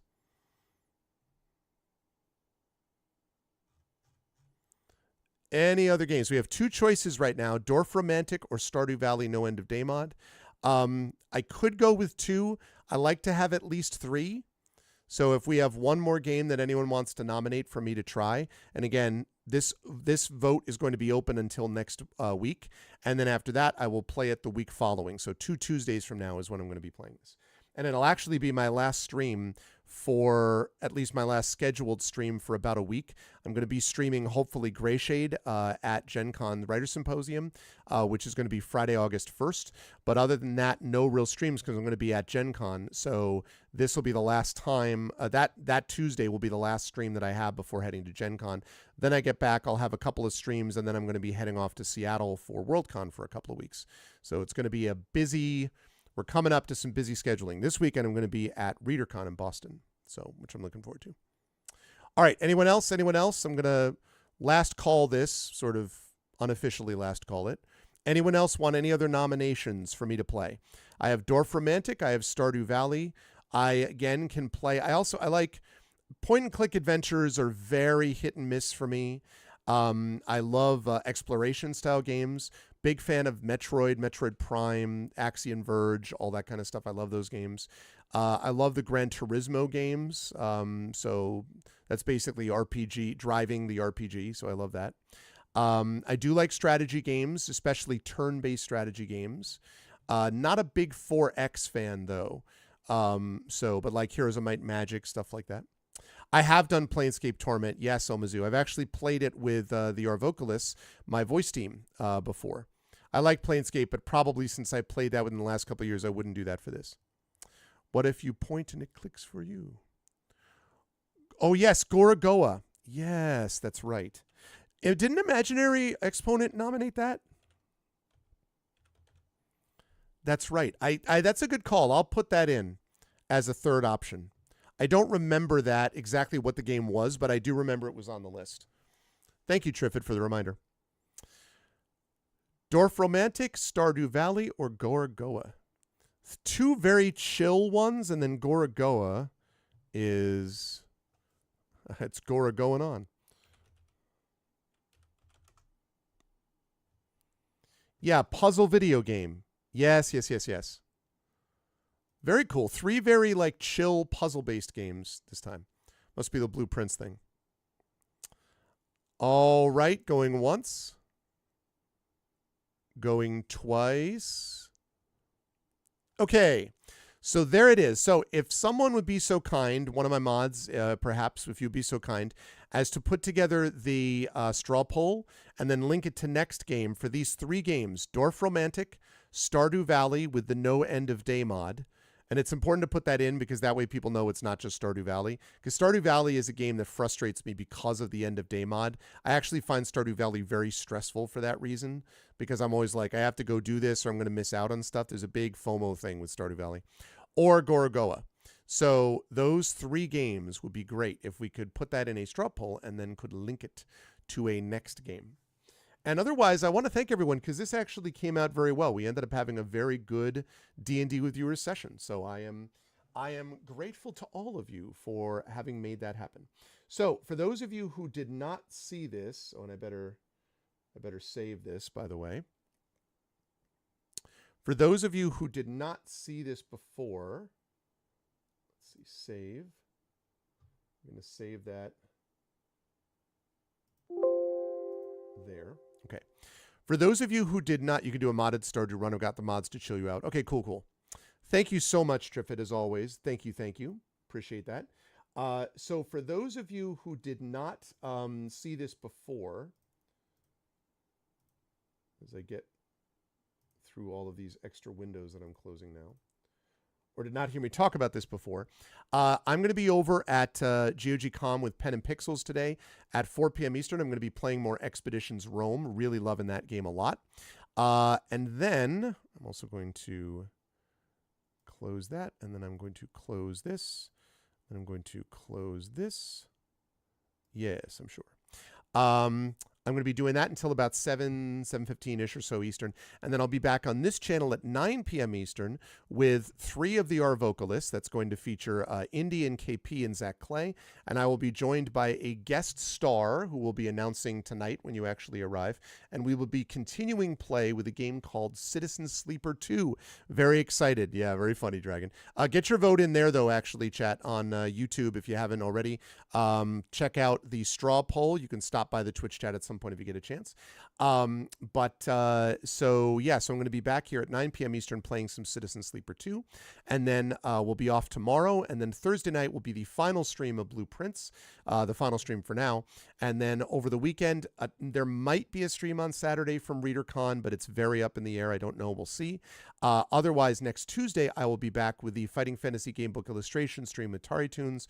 And then that will be at an earlier time next Tuesday, 10:30 a.m. next Tuesday, Eastern. And then I will be over at GOG.com next week at 2 o'clock playing Ghosts of Saltmarsh with By the Dice Roll. It's been a couple of months since we've been able to play, so I'm excited to get back into that, so we'll definitely do that as well. But otherwise, that is going to do it for me here. If you liked what you saw and heard, I hope you will follow the channel. Please do that, and please as well follow and subscribe to me over on YouTube. We had a good YouTube showing today, so thank you everyone on YouTube. Please subscribe to me on YouTube. It's free for you to do that, but it really helps us out. Omizu and everybody who was over at the YouTube channel, thank you so much. Everyone who was on this channel, please subscribe there. Again, free for you to do that, but really helps us out. Discord, you can hang out with the Arvanauts. Don't forget to do that. Noodlebirds, you can talk to us about some D&D questions if you have them. That's !ArvCord. Twitter is !ArvTweets. Blue Sky is really where I'm pushing people, because once I get to at least 1,000 subscribers, I'm going to see about maybe even switching at 950, because I'm just so disillusioned with Twitter. I kind of want to get away from it. So maybe 950 subscribers on Blue Sky, which I'm only about 12 away from that. So then I'll be able to get away from Twitter completely. I will lock it down, and then I'll just be on Blue Sky. !ArvSky for that. Website arvineleron.com. And speaking of D&D, don't forget to check out Gen GMs, Gen GMs, for my DM and GM tip show, which I do with one Mr. Zach Clay. On the financial front, !Arv Shop. That's my merchandise area. You can get stuff that's cool swag for you and also helps out the channel. Patreon is sitting right there, ! Arvtreon. That will get you some cool, unique stuff for you and also support the channel. That's really the financial backbone of the channel. So please help us out. There's some stuff you can get there that you can't get from subbing to the channel.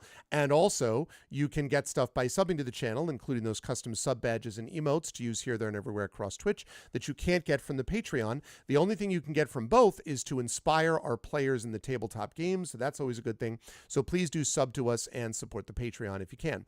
On the publishing front, ! Icarus. That's my graphic novel from Athos Arts. ! Library. That's my Tales and Tomes. Thank you, Omizu. Tales and Tomes from the Forbidden Library, my 5e adventure and sourcebook from Alligator Alley Entertainment. And ! Greyshade. That's my Greyshade IP.